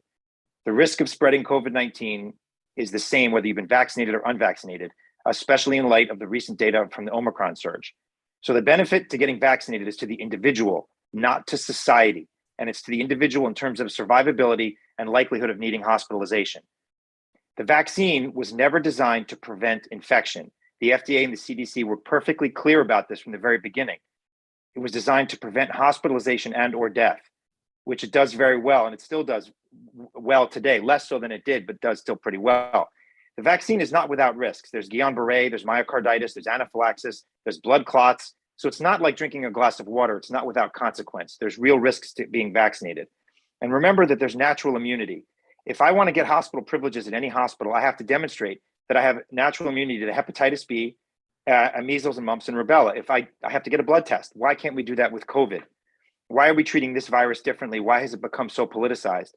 Why would we fire people who've been working throughout the entire pandemic without a vaccine now that we have one available? Why do we marginalize people, especially if those people don't pose an increased risk to anyone else, given that the risk is the same whether you've been vaccinated or not? Thank you very much for my time. Thank you so much for sharing your experience with us.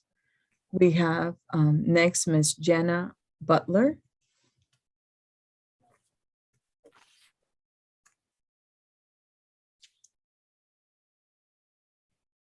Is she here, Susanna? Yes, she just has I did the same thing again. It's okay. I'm sorry. It's all right. It happens. Go ahead.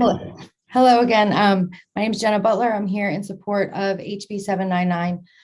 Today, I'd like to share with you statements from Maryland employees and who have been affected by vaccine mandates. And I ask you to listen and consider these carefully. As has been mentioned several times during this hearing, this committee has always been very considerate of these issues, and I would like to share these with you.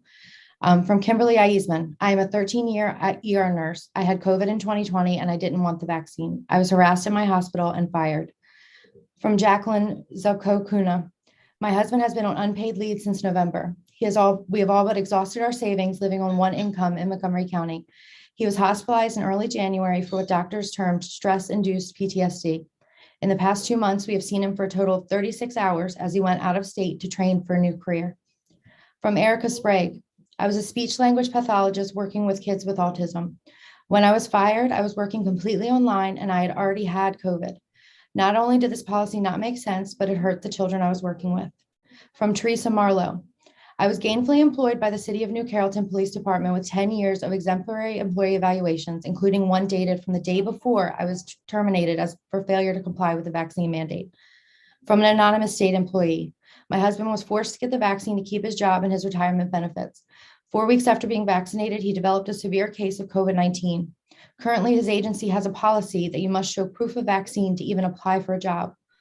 From Mandy Ryan, I'm the sole provider for my family and couldn't afford to lose my job. I'm a cancer survivor and take a prevention medication that could potentially cause blood clots. I was denied a medical exemption. Now I'm being mandated to get the booster or be terminated. From Lisa Mark, I'm an RN who was forced to get the COVID vaccine to keep my job. I submitted a VAERS report for nervous system adverse events after I had the first dose. Thank you. Thank you for sharing their experiences and let them know that we heard you. Next, we have Ms. Sarah Cusack. Thank you again, Sarah Cusack, in support of this bill. I am sympathetic to everyone who was trying to stop the virus and stop the pandemic. But on this mandate, people were mandated to take a warp speed product that was created under the Trump administration. 2 of them were novel technology, mRNA. We've never had an mRNA vaccine before. They had 3 choices of products. They could take Moderna, who's never had a product on the market. The FDA has never approved one of their products. They could choose Pfizer, who has the distinction of paying the highest criminal fine in the history of our country for fraud. Or they could choose Johnson & Johnson, who had to pull baby powder off of the shelves in 2020 because they knowingly allowed an asbestos cancer-causing ingredient to be in there. None of these companies were liable for any injuries or deaths that their products were going to cause. They were protected by federal law. Unlike childhood vaccinations, no federal compensation program was set up to protect the people who were mandated to take these. The Trump and the Biden administrations, neither of them funded a compensation program. These were their choices, and I'm here to testify to you today to let you know there is a deep resentment in our state from people who were forced. Many of them were forced and went on to get the virus. Just this week, CDC Director Rochelle Walensky says, oh, oopsie, we didn't really think to ask if it was going to wane or if these would really protect against future variants. And yesterday I see the headline that Pfizer is saying, we're definitely going to need a 4th dose to ever get back to normal. We have to have some protection against mandates. Let people work with their doctors and do what is best for them. Thank you. Thank you for your testimony again, and we appreciate it. Next, we have Ms. Megan Montgomery. Good afternoon. This will be my last time today appearing before you, so thank you for your patience. My name is Megan Montgomery. In addition to being the chair of the Love Maryland PAC, I'm a member of a biracial family in a Title I school district. This bill is desperately needed because the people in my community are the people that rely the most on government services, and we do not all have the ability to hop in our cars and drive to a private hospital if we do not have essential personnel being able to serve us in our community. Look at what happened in Montgomery County when they were looking at their own vaccine mandate. At one point, almost 30% of their county employees, including essential personnel, were threatened with being fired. We cannot afford to lose 30% of our policemen, of our firefighters, of our nurses and our doctors and our EMTs. This will hit the most vulnerable residents of our communities. And vaccine mandates are not based on science, as we've heard repeatedly. In my written testimony, you will see page 48 of the Pfizer FDA submission and the Johnson & Johnson fact sheet, where those companies specifically state that the vaccine is not known to reduce transmission or contagion. Finally, this bill would prevent non-elected government officials from playing politics with our citizens' basic needs. For this and the reasons written in my written testimony, we ask you to support this bill. Thank you. Thank you for being with us today and sharing your thoughts and feedback. We appreciate it. Next, we have Mr. Mecca Mohammed. Susanna, did the person make it? No. Okay, so I'm opening it up now for questions on this favorable panel. First, we have Delegate Chisholm. Thank you, Madam Chair. My and pleasure. Thank you, Delegate Morgan, for bringing this bill. My question is for Dr. Ron Elfenbein. He had mentioned monoclonal antibodies. I was curious, and from what I had learned, they were very effective with all COVID or most COVID patients. How many of the monoclonal antibody patients that you treated were fully vaccinated in comparison to non-vaccinated, if you have an idea? Yeah, it's an excellent question. Thank you for it. I think off the top of my head, this is somewhat of conjecture, but it's probably about 60-40, 60 being unvaccinated, 40 being vaccinated. And just to clarify that it is an incredible treatment for all COVID patients. This is about almost a 90% efficacy at keeping people alive and or out of the hospital after they've tested positive for COVID. So it's a game changer, an incredible treatment. Yeah, it's a lifesaver. So thank you, Dr. Ron. Yeah. Thank you, Madam Chair. My pleasure. Thank you for your question. Next, we have Delegate Krebs. Thank you. I'm going to ask Ron the same pleasure. question I asked the last panel on the last bill. Do you know, I mean, you do all this testing and do the monoclonal antibodies. When the people are released, do you know of any type of studies or any kind of direction that people are given with regard to how to go get antibody testing and what the protocol would be going forward to make sure you're still immune? Well, I mean, we offer blood antibody testing, and there's multiple labs that will do it. It's very simple. As I said before, if I want to get hospital privileges at any hospital, I have to get my antibodies tested for various other illnesses and various other diseases. So it's readily available. You can go to Quest, you can go to LabCorp, you can come to us, you can come to pretty much any laboratory that can send out blood to have it done. It's widely available and very easily accessible. In regards to the actual number of antibodies, it really depends on which antibodies you're talking about. It's not just a simple thing of whether you have antibodies or don't. There's IgA, there's IgG, there's IgM, there's all kinds of different antibodies. And then even to that, there's different antibodies to each protein. So you really have to be more specific to say which antibodies you're speaking of. But it's very easy to measure levels to say that you will have immunity based on this particular antibody to the spike protein, for example, or to the nucleocapsid protein. You could very easily measure that, and we've already determined what levels is safe to make you quote unquote immune to it. So it's very easy to do that, and it's very readily accessible. I don't know those numbers off the top of my head, but I mean, we're the HGO Committee, Health and Government Operations, and we do public health. And we really, in the last 2 years myself, I've just not heard a lot about what the protocols are and the testing or even any studies on it. That's just something of interest, and I think we should follow up with as we move forward. But thank you. Yeah, and this is very confusing and it's very new to people. And remember too that the human immune system is not so simple as whether you have antibodies or don't have antibodies. There's a lot more to it. There's T cells, there's B cells, there's memory cells, there's killer T cells. So there's a lot to it that comes with natural immunity that doesn't necessarily come with vaccine-induced immunity. And remember too, this is an important point, that when you get a vaccine, whether it be the mRNA or any other vaccine, specifically the mRNA vaccine, you're getting antibodies to one protein and one protein only. That's it. When you get infected with COVID, you are getting antibodies to every single protein on that virus. So natural immunity will always trump vaccine-induced immunity for any virus, because you have so many more antibodies produced rather than just the one that you get with the mRNA vaccine.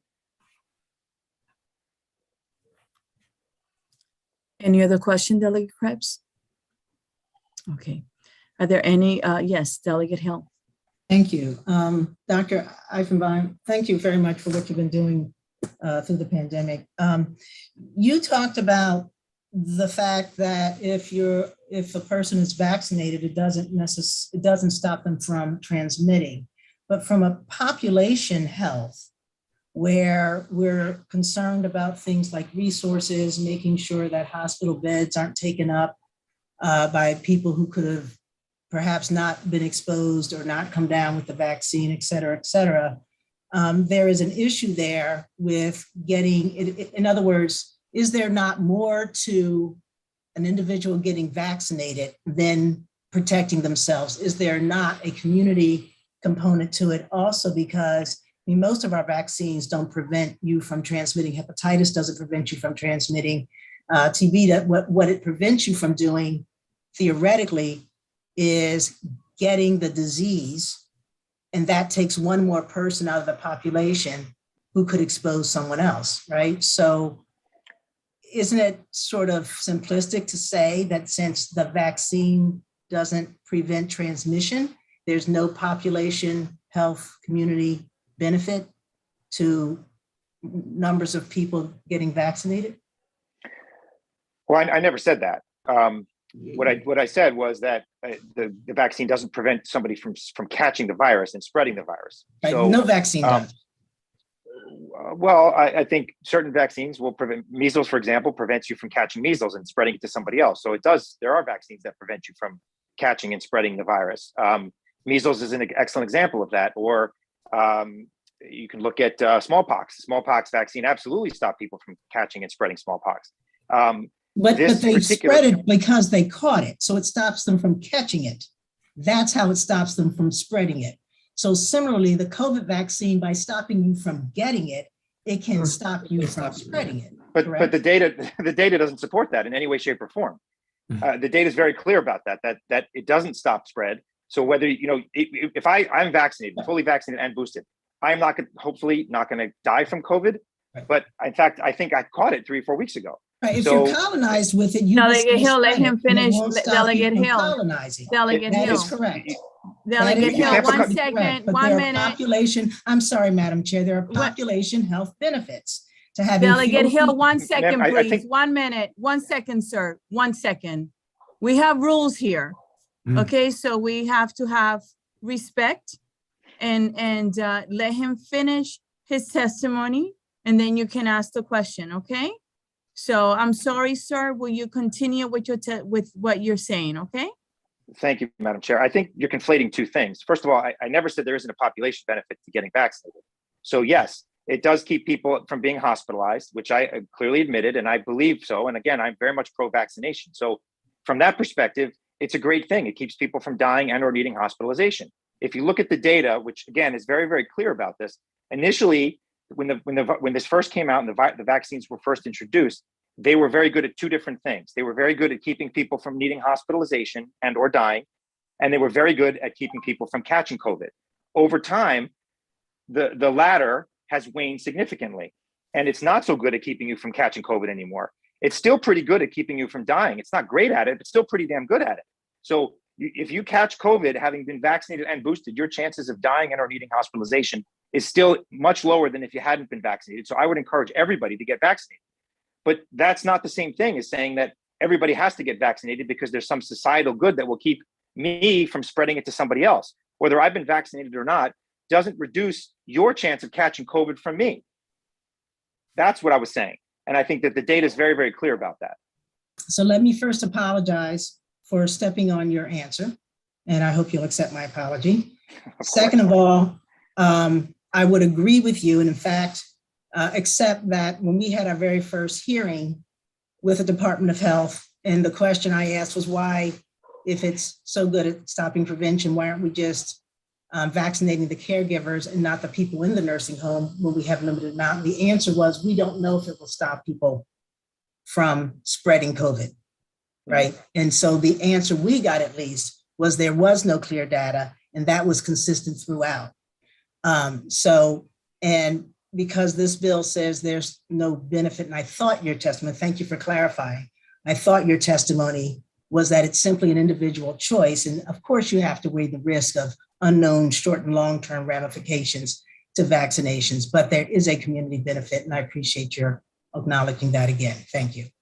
Madam Chair, I apologize. Okay, thank you for apologizing. I appreciate it. We have to always just have respect for each other regardless of our differences. Mr. Elfabens, is there anything else that you would like to add? I think that we all have to come to the realization that we're not going to vaccinate our way out of this. We have 3 vaccines available to us in the United States that are very, very good. We have multiple oral and intravenous treatment options, which are also incredibly good. As I said before, we're never gonna vaccinate our way out of this. It's gonna become an endemic problem, which it already has, and it's not gonna go away. It's not something we can beat like smallpox, which has been eradicated in the wild. It's not gonna happen with COVID.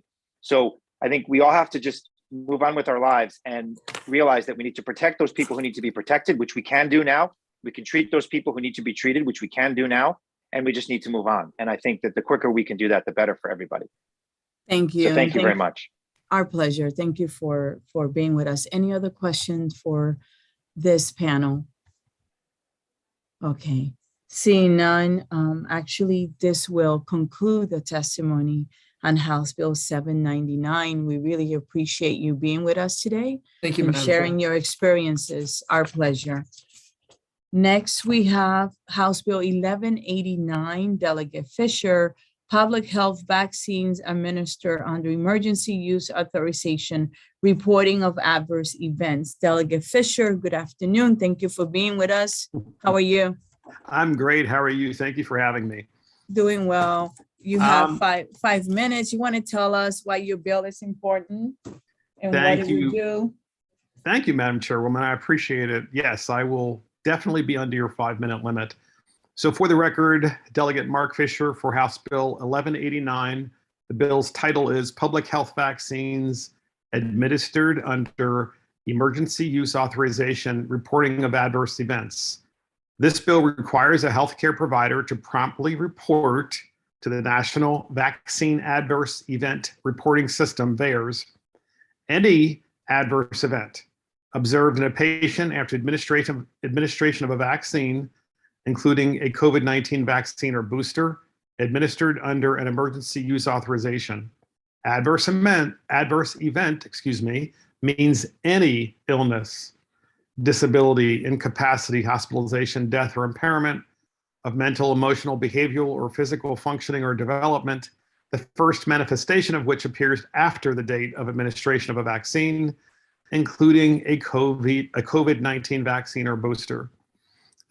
It's important that this bill expands the reporting requirement for these EUA vaccines. And as you can see in the fiscal notes, just to make sure that I put this to rest, while you might say, well, it's already being done. Well, no, it's actually not already being done to this extent. As it says here, while the bill generally codifies existing practice procedure for COVID-19 vaccines, it broadens the situations required to be reported and extends the reporting requirement to other EUA vaccines. Any such impact does not materially affect state operations or finances. So this bill kind of closes the existing loopholes that might be in existence and that are, and hopefully improves the data collection capability. The bill actually spells out, if you look towards the last portion of the bill, page 2 in particular, it gives you the specific extent of what is actually going to be collected under the bill.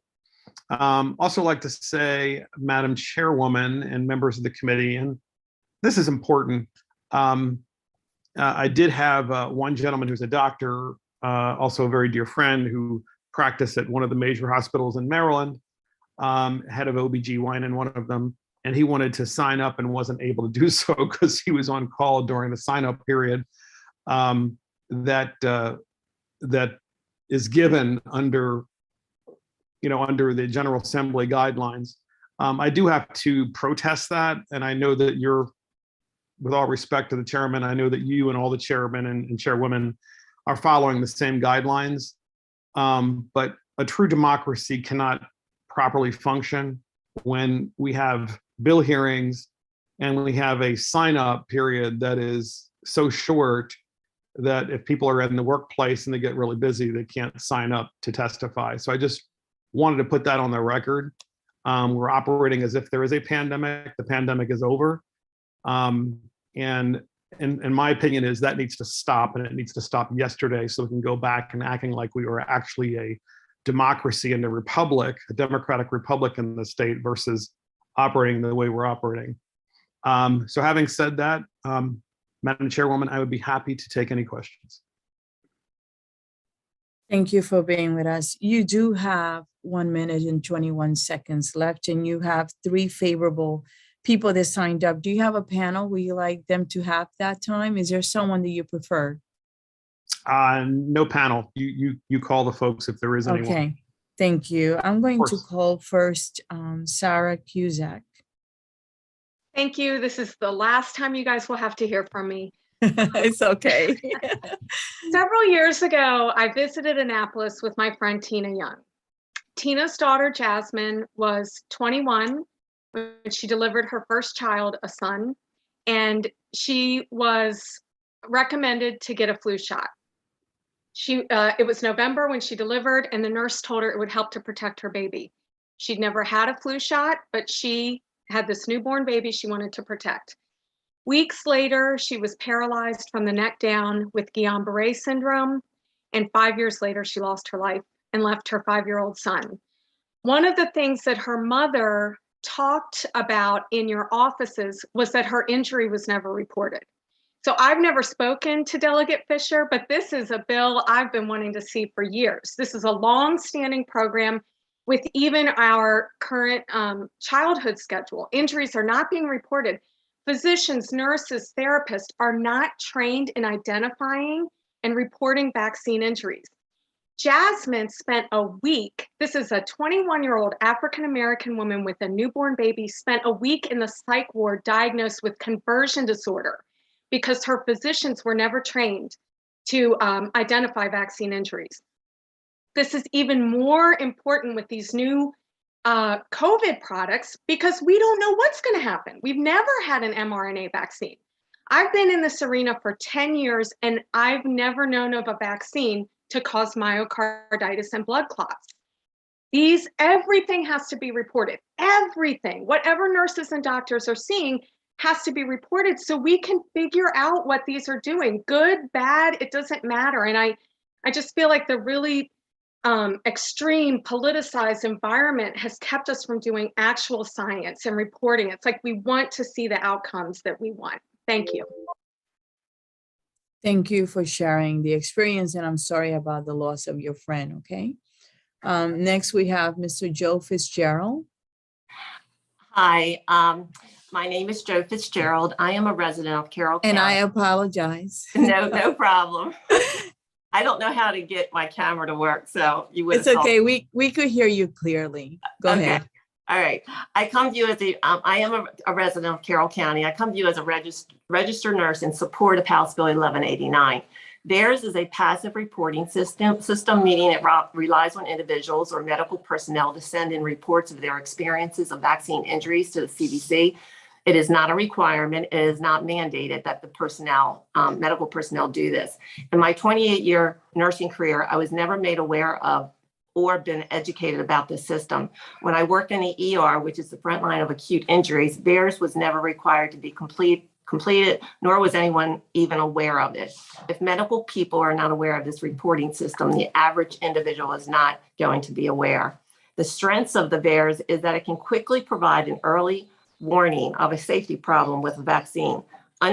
Unfortunately, underreporting is one of the main limitations of VAERS. A Harvard study reflects that only 1% of vaccine adverse events ever get reported. Per the most recent data from the VAERS report dated March 4th, over 25,000 people have died from the vaccine. This number in itself is alarming and it possibly only represents 1% of deaths. So if 100% were reported, then the number of deaths would be over 2 million people. There's been over 200,000 serious injuries, and that was up almost 4,000 more from the previous week. Again, possibly only represents 1%. I need to talk faster. Okay, so what would the numbers look like if it was 100%? Considering that the animal trials for this vaccine were not completed, humans have now replaced the animals to be the trial. Unless you have the most accurate data of the vaccine injuries that are occurring, a medical person cannot advocate that this vaccine is safe and effective. The public deserves to have real-time accurate data regarding injuries for an experimental vaccine so they can make an informed decision. The only way that they can have that real-time accurate data is if it's actually being reported. I therefore ask you to support this bill so more accurate data can be obtained and that the public can make more informed decisions, better informed decisions. Thank you for allowing me to testify, and I really appreciate this bill, so thank you for submitting it. Thank you for being here with us today.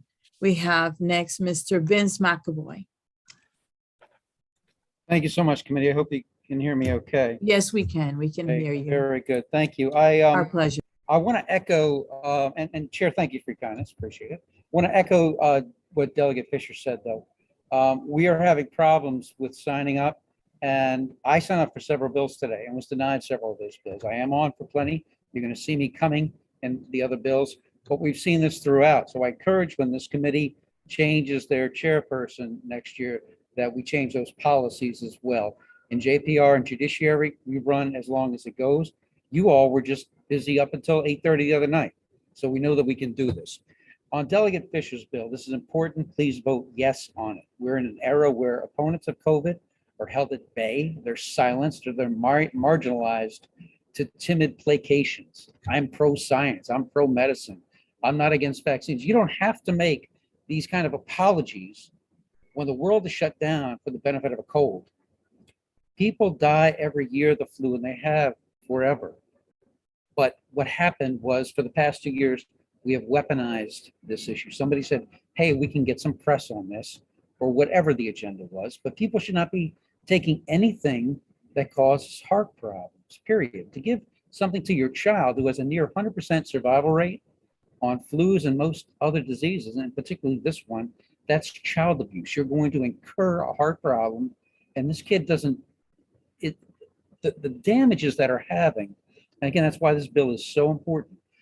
One of the things that I take on is that I have umbrage about you lawmakers is I've been writing you all as other people who actually do the data, Health Choice Maryland, Informed Choice, Informed Consent. These folks have been writing you as well, much more politically correctly than I do, telling you that children are dying in our state. No, we're concerned about, like, I'm in Baltimore, every dope dealer, everyone who has a scuffle with the police, there's this issue. Our children are dying from these vaccines, quote unquote. We need to be looking at the data, and his bill will help this. I thank you for listening, committee. Thank you for being with us today. We really appreciate it. Now we're going to open it up for questions for the committee, for the delegate or his panel. Are there any questions on House Bill 1189? Delegate Riley.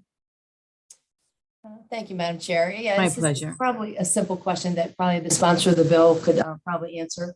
So would this bill also collect data on the pneumonia shots that are given regularly? Sure. So in the actual bill, it says adverse events, and it defines that.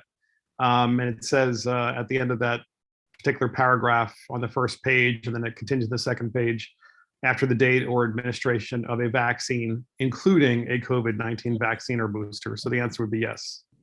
Okay, great. Yeah, I asked that question because my mother swears that it's been about 5 years now, that when she got the pneumonia shot, which she will not take anymore, that it literally paralyzed her left arm where she got the shot. So she can't lift her arm up, and she claims that that's what did it. And, she has had doctors that verify that, yeah, possibly that is one of the side effects if you don't take care of it right away. She didn't think anything of it. She just thought, she was old and she had a little bit of pain. So she didn't go right away. But they said if she would have come back right away within 30 days or whatever, then they might have been able to do something for her. But yeah, so thank you very much. I appreciate this bill. Thank you for the question.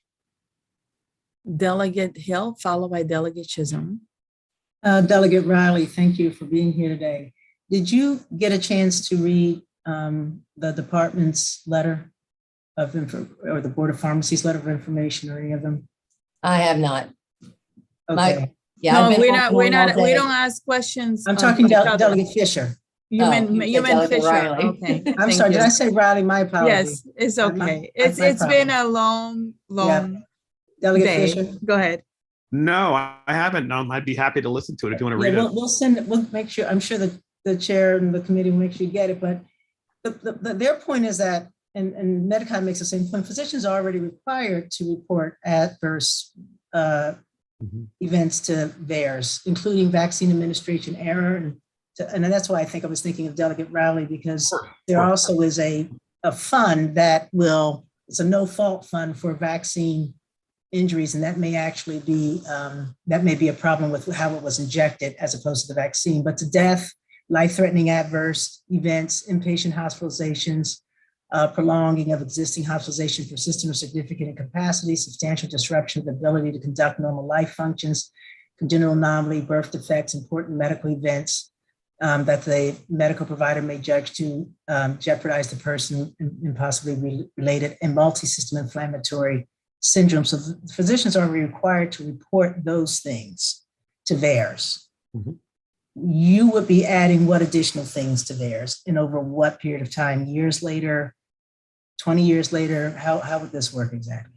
Sure. So adverse event is defined as any illness, disability, incapacity, hospitalization, death, or impairment of mental, emotional, behavioral, or physical functioning or development, the first manifestation of which appears after the date of administration of a vaccine, including a COVID-19 vaccine or booster. So in other words, it is without limitation. And it is without limitation for good reason, because these are not in any way, shape, or form, we don't have enough time to really know. These are under emergency use authorization. So, you're a Hopkins educated physician. I respect that.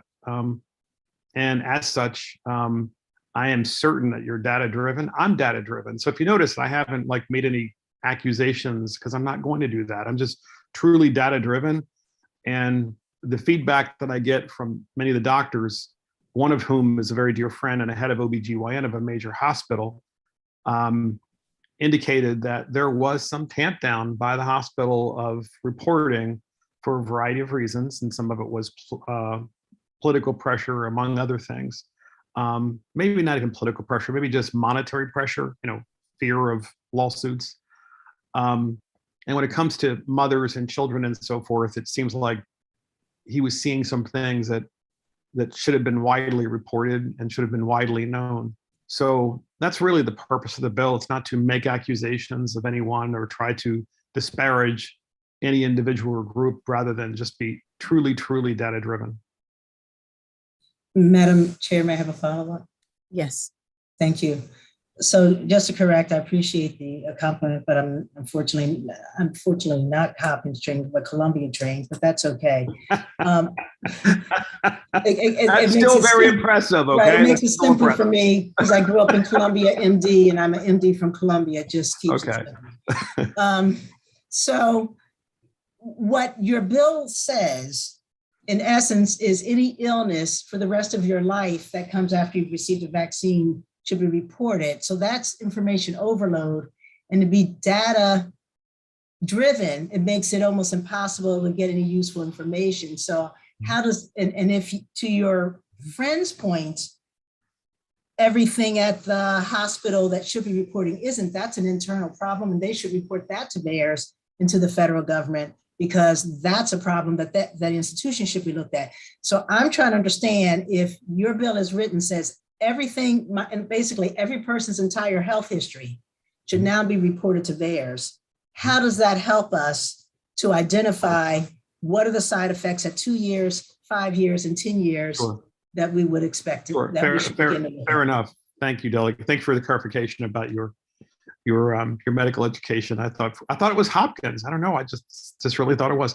So it's ultimately the doctor, as you know, or the medical professional that is doing the reporting. It's not the individual, the non-trained professional. It's the medical doctor, or it's the medical professional. So to the extent that medical professional is beginning to make a nexus between what they're seeing, not just with that individual, but across a group of individuals, not today, not just today, but not tomorrow, but even 3 months or 6 months out, then that does seem reasonable that you would want to report that, especially with the mRNA technology, which my understanding is never been used before, and certainly not on this wide scale. So it does seem to me like it's a really good idea to be data driven in that way.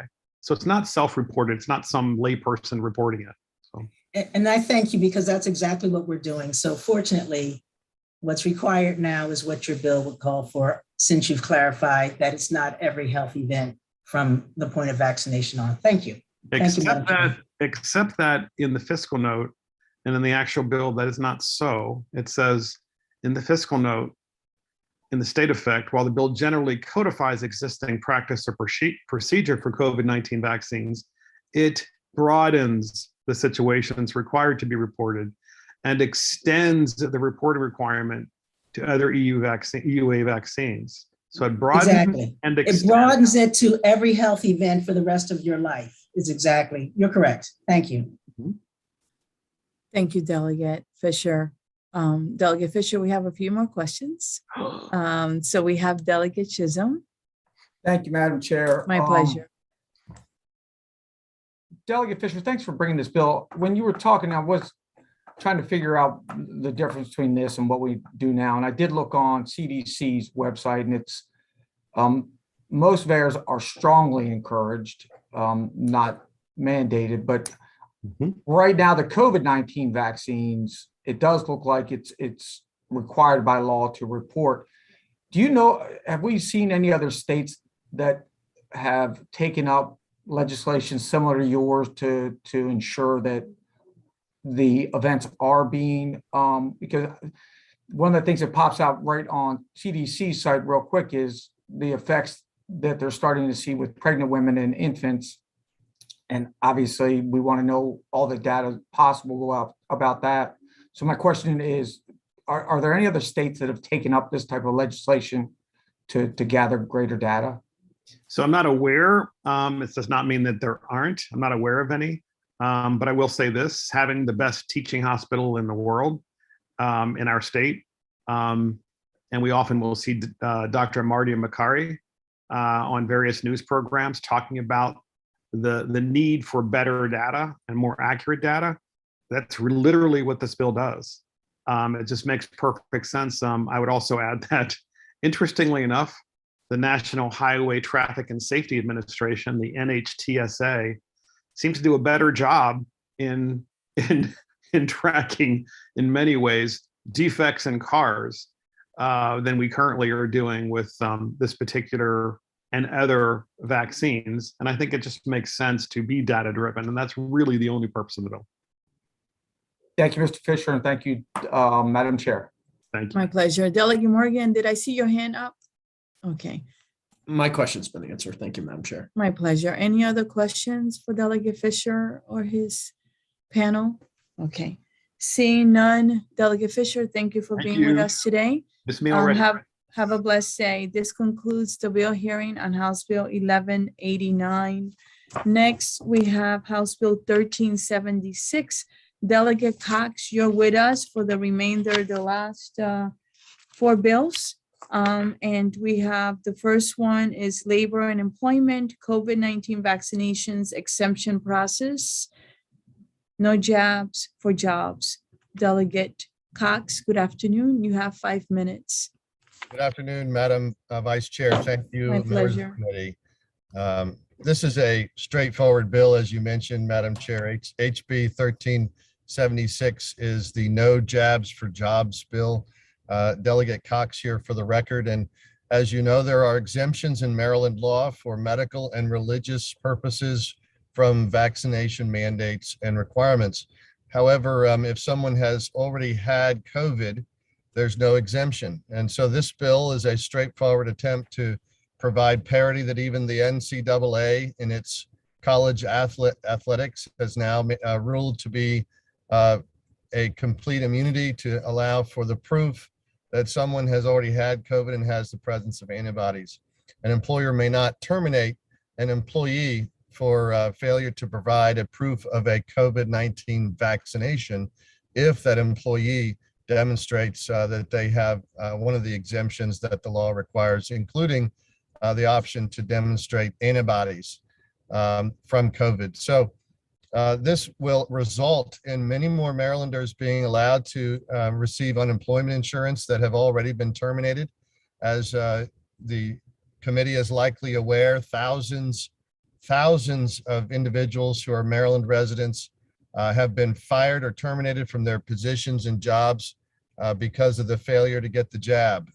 They have had COVID themselves. They already have antibodies, most of them, or they have some other exemption, and most of them being denied unemployment insurance, and this needs to change immediately.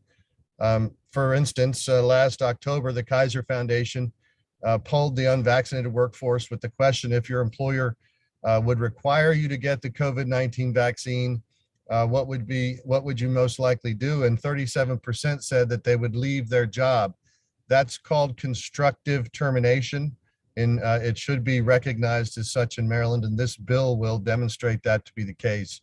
According to Maryland's government website, in December 2021, Maryland's unemployment rate dropped from November at 5.4% to 5%. While the national rate fell down to 3.9%. So Maryland has a higher unemployment rate right now, in part due to the fact that many of these mandates are still in effect. I still have constituents being terminated as we speak from their jobs because of the refusal to submit to a vaccination requirement. These are individuals that have exemptions and yet are being disregarded. Many of them, as you know, have valiantly served in the healthcare industry without question and with great heroism the last 2 years, sometimes over double shifts, and now without vaccination, and now they're being terminated because they refuse a particular injection from the government. Now, again, just like the others that have testified before, I'm not opposed to vaccination, and that's not the issue in front of you today. The issue in front of you is whether or not the government can force someone to be injected against their will, particularly when other exemptions apply, and then lose their employment and unemployment insurance. We need to fix that. I think we're a body that is measured and can understand that people have rights under the Constitution, and we should enforce those rights through passing this bill. This bill will help get the unemployment numbers in Maryland back down again and make the state healthy in its employment track, and ensure that personal health care choices are once again honored in Maryland. And so I respectfully request a favorable report on HB 1376. We can bring Maryland back to prosperity. Thank you so much. Thank you for your testimony today. We have next Mr. Mecca Mohammed. Did he make it, Susanna? No, he did not. Mr. Vince McAvoy. Thank you so much, committee. And Delegate Cox, thank you so much for bringing this bill. This is very much needed, where the focus is on, as it says, no jabs for jobs.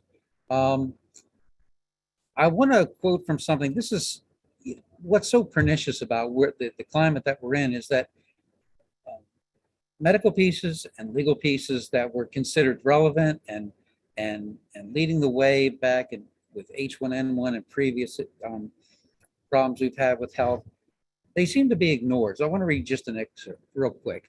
Even in an emergency, when there's a rapidly spreading contagious disease and an effective vaccine, the state is not permitted to forcibly vaccinate or medicate anyone. What did the Speaker of the House, Nancy Pelosi, say just last April? Exactly that. And yet here we are. Going on, the constitutional alternative is to segregate infected and exposed people separately and prevent them as transmitting disease to others. Here again, modern constitutional law demands a high level of justification. The Supreme Court has long recognized that, quote, involuntary confinement of an individual for any reason is a deprivation of liberty, which the state cannot accomplish without due process of law. And it goes on to talk about juxtaposing that with mental illness, right? What do we have to, even in this state, right? There are bills being passed now, basically, where we can, I guess, where we have certain proponents who are saying that we can just pick up crazies right off the street. We actually can't do that yet. Some bills are coming across that are going to make that happen, but we have protections. We're Americans, and this has been disregarded. There should be no jabs for jobs. We have destroyed our state for the sake of a flu. It's madness. The tyranny that has happened, and the how you're not tuned in to the hardships that people are experiencing is wrongful, committee and legislators. I urge you to pass this bill and to change this about course. Thank you so much. Thank you for your testimony. Are there any questions for this panel from the committee? Seeing none, this will conclude the bill hearing on House Bill 1376. Next, we have House Bill 1378, Delegate Cox, Public Health, COVID-19 Antibody Test, COVID-19 Natural Immunity Parity Act.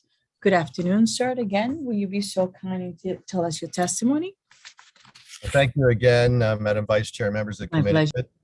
This bill, Delegate Dan Cox again for the record, this bill is in similar substance, focusing on the immunity that we all aim to receive when we obtain a vaccine.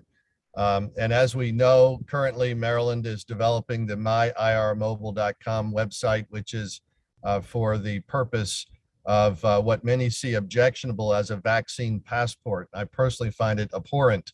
But what this bill does, that in the event that the state of Maryland mandates some form, or corporations mandate some form of a vaccine passport or identification for medical purposes through a QR code system or whatever that may be, that this bill, the COVID-19 Natural Immunity Parity Act, will allow for antibody tests to suffice. So if you can demonstrate, if an individual can demonstrate that they've had COVID and that they have those antibodies, that they therefore are fulfilling any kind of vaccination requirement. And so, as we know, this is the common sense result of a vaccine.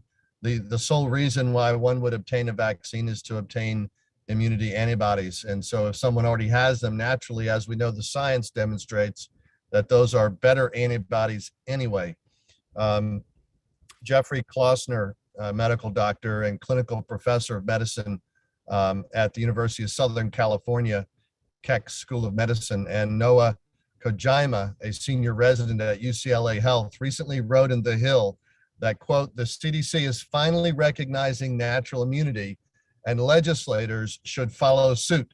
The CDC report came out in January of this year, and in the article, in the doctors' articles, they point out, quote, the CDC report acknowledges finally what many have suspected for a long time, that surviving COVID-19 provides excellent natural immunity, not only to repeat infection, but also to hospitalization and death.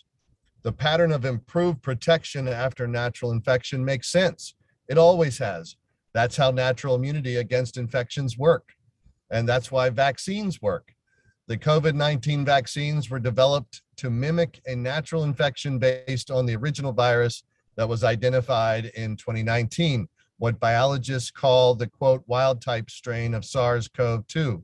The vaccines, especially the most common used mRNA-based ones, use the spike protein of SARS-CoV-2 and the protein that acts like a key that enters into the cells and therefore causes infections. But by blocking that entry with vaccine-induced antibodies, infection is prevented. But in contrast, during natural infection, the human body is exposed to all parts of the virus, including the spike protein. So when the immune system responds to enable recovery from the infection, it is broader and more diverse, with a greater ability to defend against any future SARS-CoV-2 variants.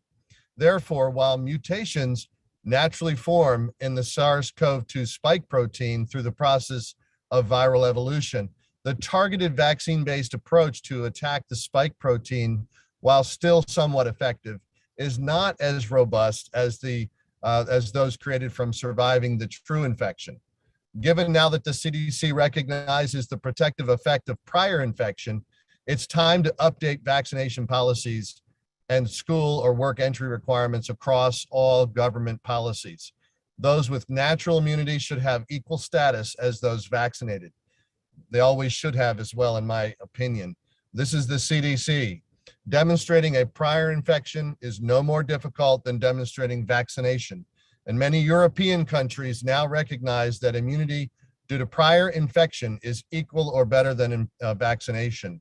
And so not exempting those with prior infection was always somehow unfair, but now it's clearly unscientific as well.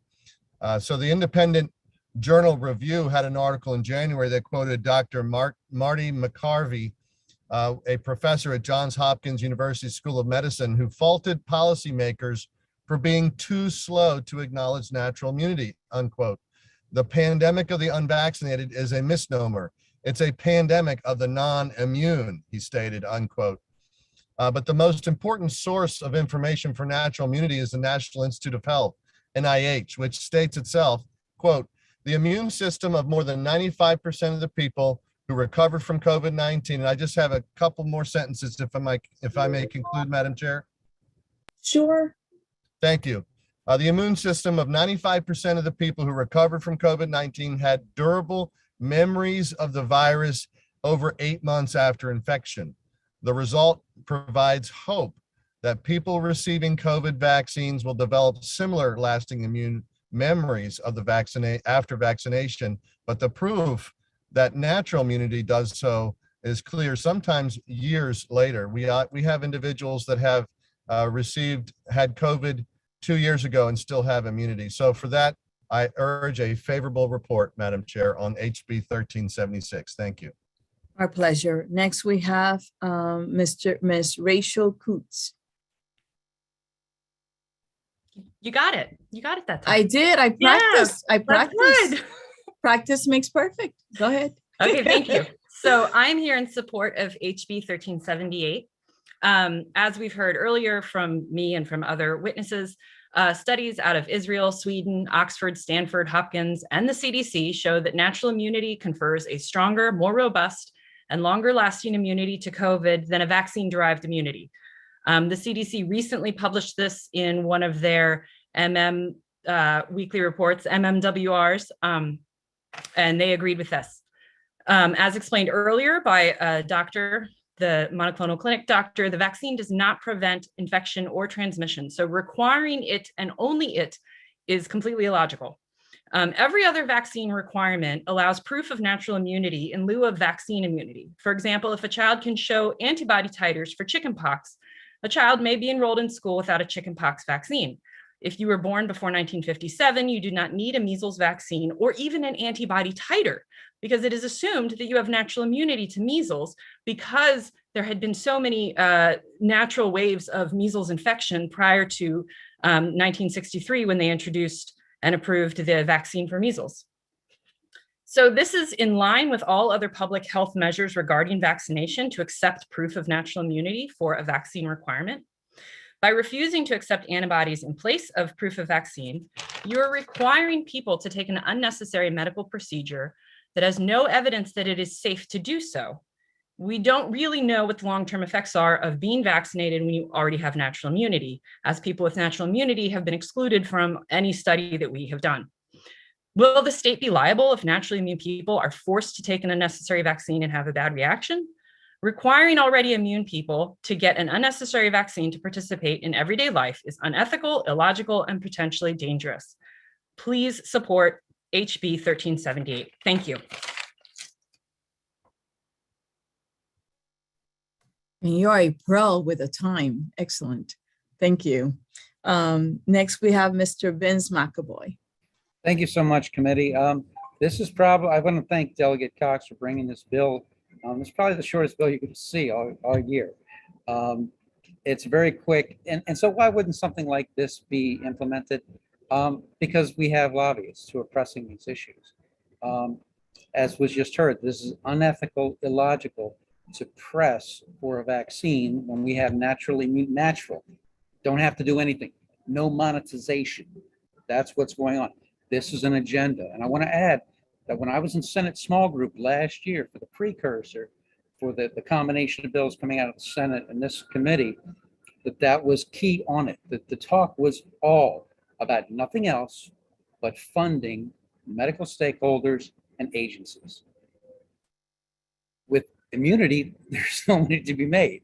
And so Delegate Cox's bill is not just timely, but it's ethical, it's sane, it's good for our children, and you should vote it up. But again, that's why when I'm hearing that there's a bill that's talking about a mandate, and then we're going to remove the mandate, and then It has pharmacists and their technicians, 17-year-old college kids. And we're going to remove that. What is left but a shell, basically, to shovel money? That's what's going on here. That's why that bill should also be killed, which I signed up for and didn't get. But the issue, the whole encompassing thing around this, the propaganda 24/7 for 2 years has been about money. This bill, immunity, right? No money to be made. That's why it's been suppressed. That's why you should not go for HB 1084 and its cross-file SB 840. You should go for common sense bills like this, but honest to God, we've never had to do anything like this before, ever. In all your decades, we've never, ever had to do anything like this, where we're checking for each other for antibodies and you can't go into work. Please vote this bill up and please bring common sense back to Maryland. Thank you. Thank you for your testimony. The committee appreciates it, as always. Now we're going to open it up for questions for House Bill 1378. First, we're going to start with Delegate Riley. Thank you, Madam Chair. I guess My this pleasure. is for the bill sponsor, Delegate Cox. Can you tell me how safely and easily it is to get an antibodies test, and how often would that need to be done for an individual? Sure. Well, thank you, Delegate. I mean, this is really one of the easiest things that can be done, and I'm somewhat familiar with it. And I know that people that have done these immunity tests can have it turned around rather promptly, and they're generally accepted for, depending on the source, 4 to 6 months. And I know of particular constituents who, for athletic purposes, had to retake the test, and within 24 hours they get the results. It's it's unfortunate sometimes. You do have to go and give blood, but the end result is you get like a 6-month waiver most of the time with particularly with athletics in college. So this is something that is bipartisan. It's broad. It's well respected across all the medical industry and currently in practice in colleges for athletic purposes. So I would I would urge that this be passed. Okay, thank you very much. Appreciate the answer. Thank you, Delegate. Thank you, Delegate Riley, for your question. Are there any other questions for Delegate Cox and his panel? Okay, seeing none, this will conclude the bill hearing on House Bill 1378.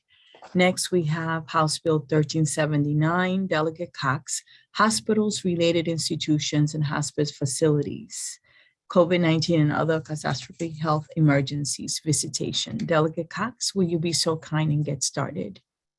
Thank you, Madam Vice My Chair. pleasure. Delegate Cox again for the record, and committee members, just like the last two bills and many of the bills you've heard today, as well this bill as well as the last one of the day, are bills that can really make you heroes with your constituents.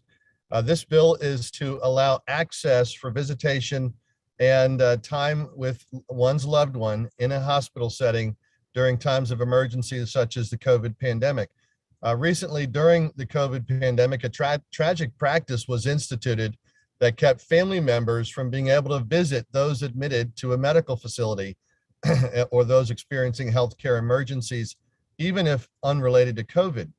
HB 1379 is a straightforward fix of that, which states that healthcare facilities, quote, may not restrict the ability of a patient's family member or their healthcare agent to visit the patient based on measures implemented to reduce the spread of COVID-19 or any disease that constitutes a catastrophic health emergency. Now, this is actually the law of the land, but in order to have access of a healthcare agent to one's patient or to one's charge, you have to obtain, during the pandemic, many had to obtain court orders to do so because of the vile practice of preventing access by those most close to the patient.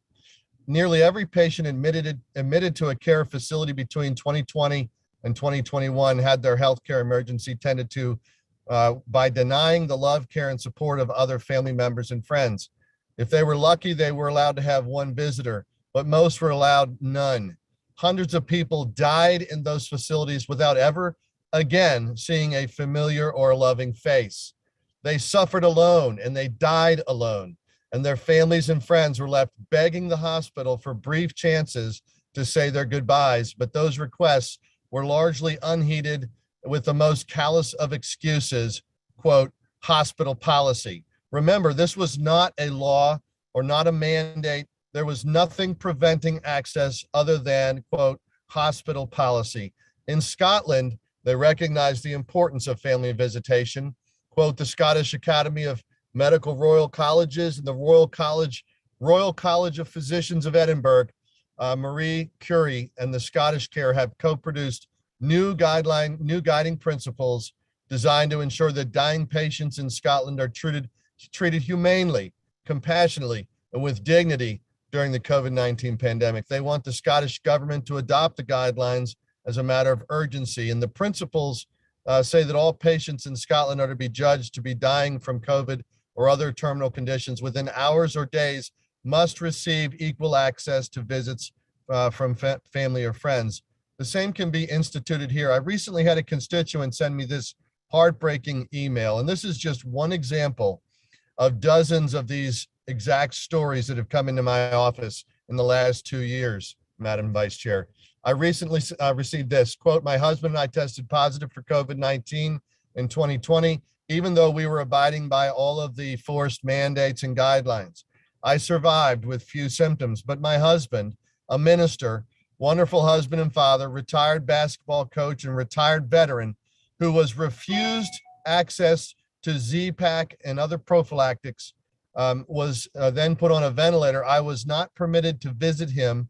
I wasn't even able to call and talk with him for over 10 days. They started treating him for MRSA and didn't even tell me that he had MRSA until the next morning when they needed permission to start a second procedure for it. It is standard that I should have been notified as his wife of any change of condition by the nurse or the doctor, but they didn't do so. After they gave him MRSA, he became septic and his only good kidney failed. I still was not permitted to visit or call him. Then the doctor told my children that I should take him off the vent after only 2 days after he was transferred to their facility, and they accused me of making him suffer.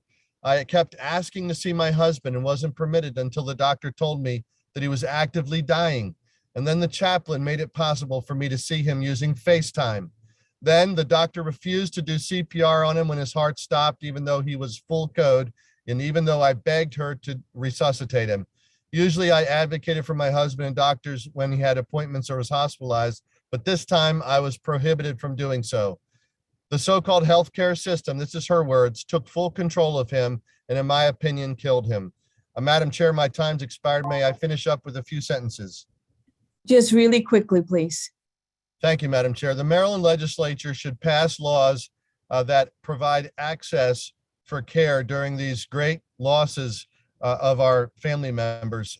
This lady says, I'm still grieving the loss of my love of 23 years.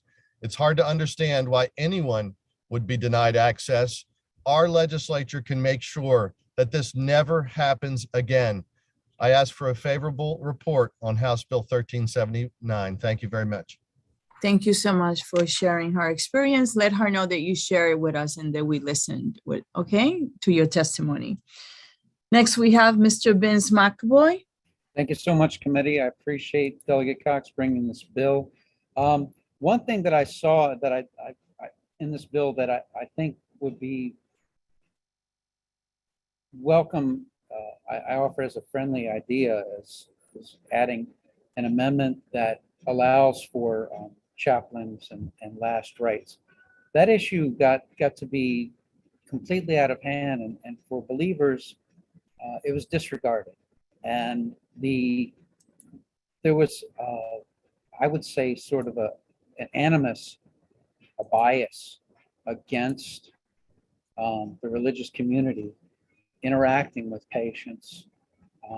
These things include last rites, function of oil, Holy Communion. These things were just eliminated, and I think that that's wrongful. But also people were dying without their family members there. And having to rely on phone calls. And though I don't know any cases in Maryland, I saw them globally. I saw these things happen globally. What I think it underlines is how manic people have gotten. And I think that is also part and parcel to the propaganda, the constant propping up of this issue, nonstop. You can't go to an airport on mass transit. You can't open a web page for the state, anything without being bombarded with this. And people have got just completely inhuman with their dealing with other humans for fear of catching something that most people survive. Some people, they say, don't even know they have it until they get tested.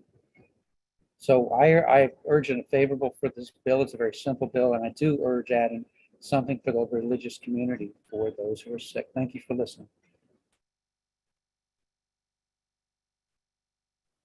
Thank you for being with us today. We appreciate it. Is Mr. Mecca Mohammed, Susanna, did he make it? No, That's a she. That's a unfortunately she. She? She, Okay, yeah. she? Yeah, she's not here. No. Okay, great. Thank you. Thank you so much, Mr. Makovic, for letting me know. Are there any questions for this favorable panel? Okay. Seeing no questions on House Bill 1379, this concludes the bill hearing. And Delegate Cox, we have the last bill of the day, House Bill 903, Maryland Non-Discrimination in Healthcare Coverage Act. Will you be so kind and get started? Thank you, Madam Vice Chair and members My of the committee. pleasure. Delegate Dan Cox again for the record, and House Bill 903 is once again a straightforward bipartisan measure, a Maryland Non-Discrimination in Healthcare Coverage Act. This is something that has been supported by the Maryland Civil Rights Commission. I'm very proud to bring this bill again. It's got wide support. The Maryland Non-Discrimination in Healthcare Coverage Act makes it clear that all human life has worth and that Maryland law will protect all of its residents equally. Disabilities, age, or other factors should not be used to deny care. It also provides that an agency may not develop or use dollars per quality adjusted life year or similar measure that discounts the value of life based on an individual's disability, including age or chronic illness, as a threshold to establish what types of health care is cost effective or recommended. Further, an agency may not use a dollar per quality of life year or similar measure as a threshold to make coverage reimbursement, incentive program, or utilization management decisions, whether the decisions are by the agency or by a third party. The law provides that all advocacy groups are consulted, a seat at the table, when health policies are being discussed and promulgated. And this bill spells out the process in which the public must be involved, including providing the public with a more comprehensive analysis of potential impacts on various populations. To adjust access to healthcare based on a person's ability, age, or other subjective index is discriminatory at the most basic level, and it should not be tolerated in the state, and yet it happens every day. If we allow access to healthcare to be based on a nebulous concept of, quote, quality of life, unquote, we endanger the poor, the less educated, the racial minority groups, those who are disadvantaged, because quality of life is often determined to be higher for the haves and lower for the have-nots.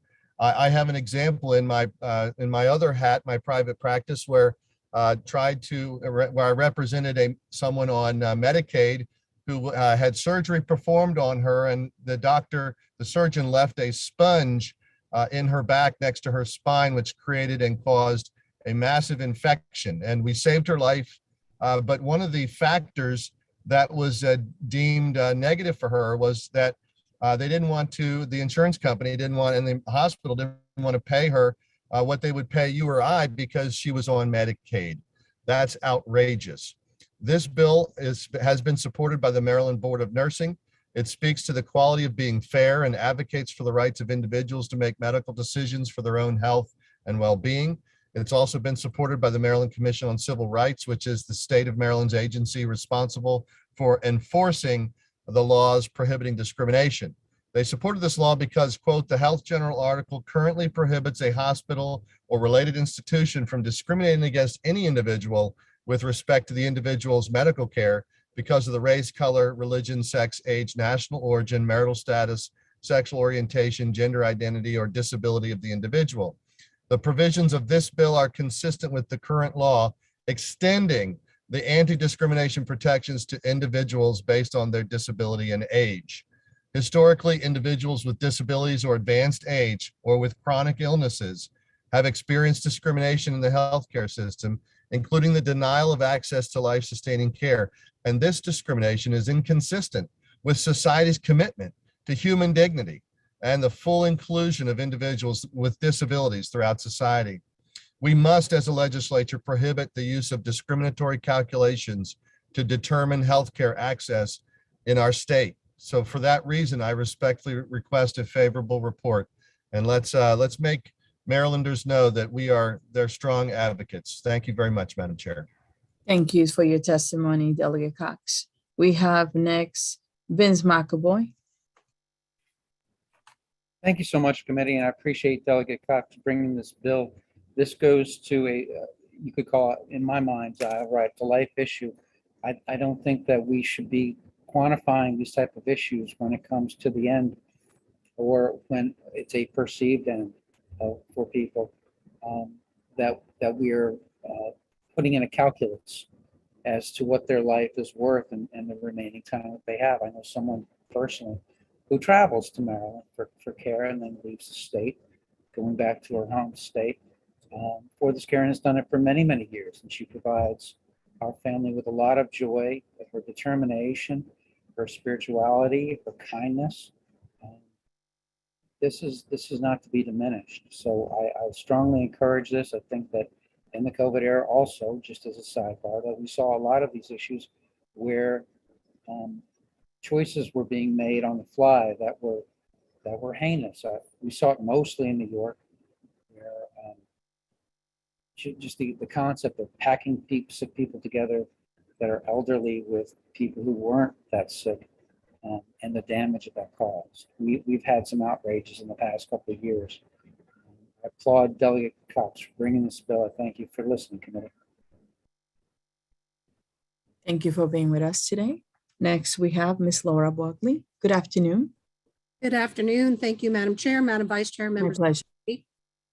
I'm Laura Buckley, Legislative Director for Maryland Right to Life.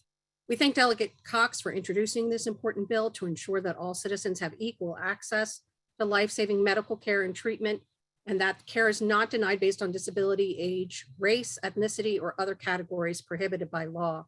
Since COVID first started back in 2020, Maryland Right to Life has intervened on behalf of several patients and their families who have been denied care for COVID because of some underlying disability. Quality adjusted life year, or QALYs, are arbitrary rating systems used by some health systems to determine how to allocate limited resources while maintaining their business profit margins. QALYs are an inherently discriminatory mode of giving precedence of treatment to a certain class of people to the detriment of another class of people, usually the poor or underserved. This is why QALYs have been heavily criticized by disability rights advocates for valuing the lives of people with disabilities as worth less or of less value than those of people without disabilities. In fact, the federal government has already rejected QALYs starting in the early 1990s, stating that they violate the Americans with Disability Acts. This has been very clear, and this has been extended. More recently, the Affordable Care Act prohibited the use of QALYs in Medicare and within the Patient-Centered Outcomes Research Institute. Maryland has an opportunity to be a national leader on medical quality of care issues by acting to establish equitable, democratic, and non-discriminatory standards of care rather than letting medical scarcity or profits drive medical decisions across the state. It is incumbent upon the state to require that all entities regulated by or doing business with the state provide medical care or coverage must implement transparent and fully inclusive processes for developing non-biased treatment decisions within the focus of patients' rights. These processes must be based on individualized determinations using current objective medical evidence, not biased rating systems or generalized assumptions about a person's disabilities. And for these reasons, we respectfully urge you to support this important bill. Thank you. Thank you for being with us today. We appreciate your testimony. Next, we have Ms. Deborah Brocado.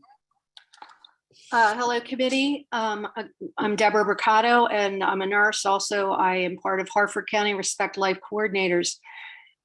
Quote, a physical or mental disability, age, or chronic illness should in no way diminish an individual's right to life, human dignity, and equal access to medical care, unquote. This line in the bill sums up very well how we should approach the care and treatment of our fellow citizens. We need to use critical thinking to determine the best course of healthcare treatment for them, not dollars and cents. No one can predict the length of treatment and total cost at the beginning of a person's care or in the midst of a crisis. Futility is never certain. So medical care must help, not harm. We all know stories of people lived when told they wouldn't, or people who recovered quicker. And so we must always do what is right to preserve the dignity and well-being of the person in need, whether it's the baby who survives abortion or the comatose person or the chronically ill person. The goal of healthcare must be to preserve life, not cause death by withholding appropriate care. My mother was sick with cancer, and the first time we gave her the care she needed, surgery, chemo, radiation, and whatever she needed, and she got well. As she improved, we changed her treatment plan. When the cancer came back, we tried the same, and when things didn't do well, we changed her treatment plan again to what would serve her best, and only treatments that didn't help were removed.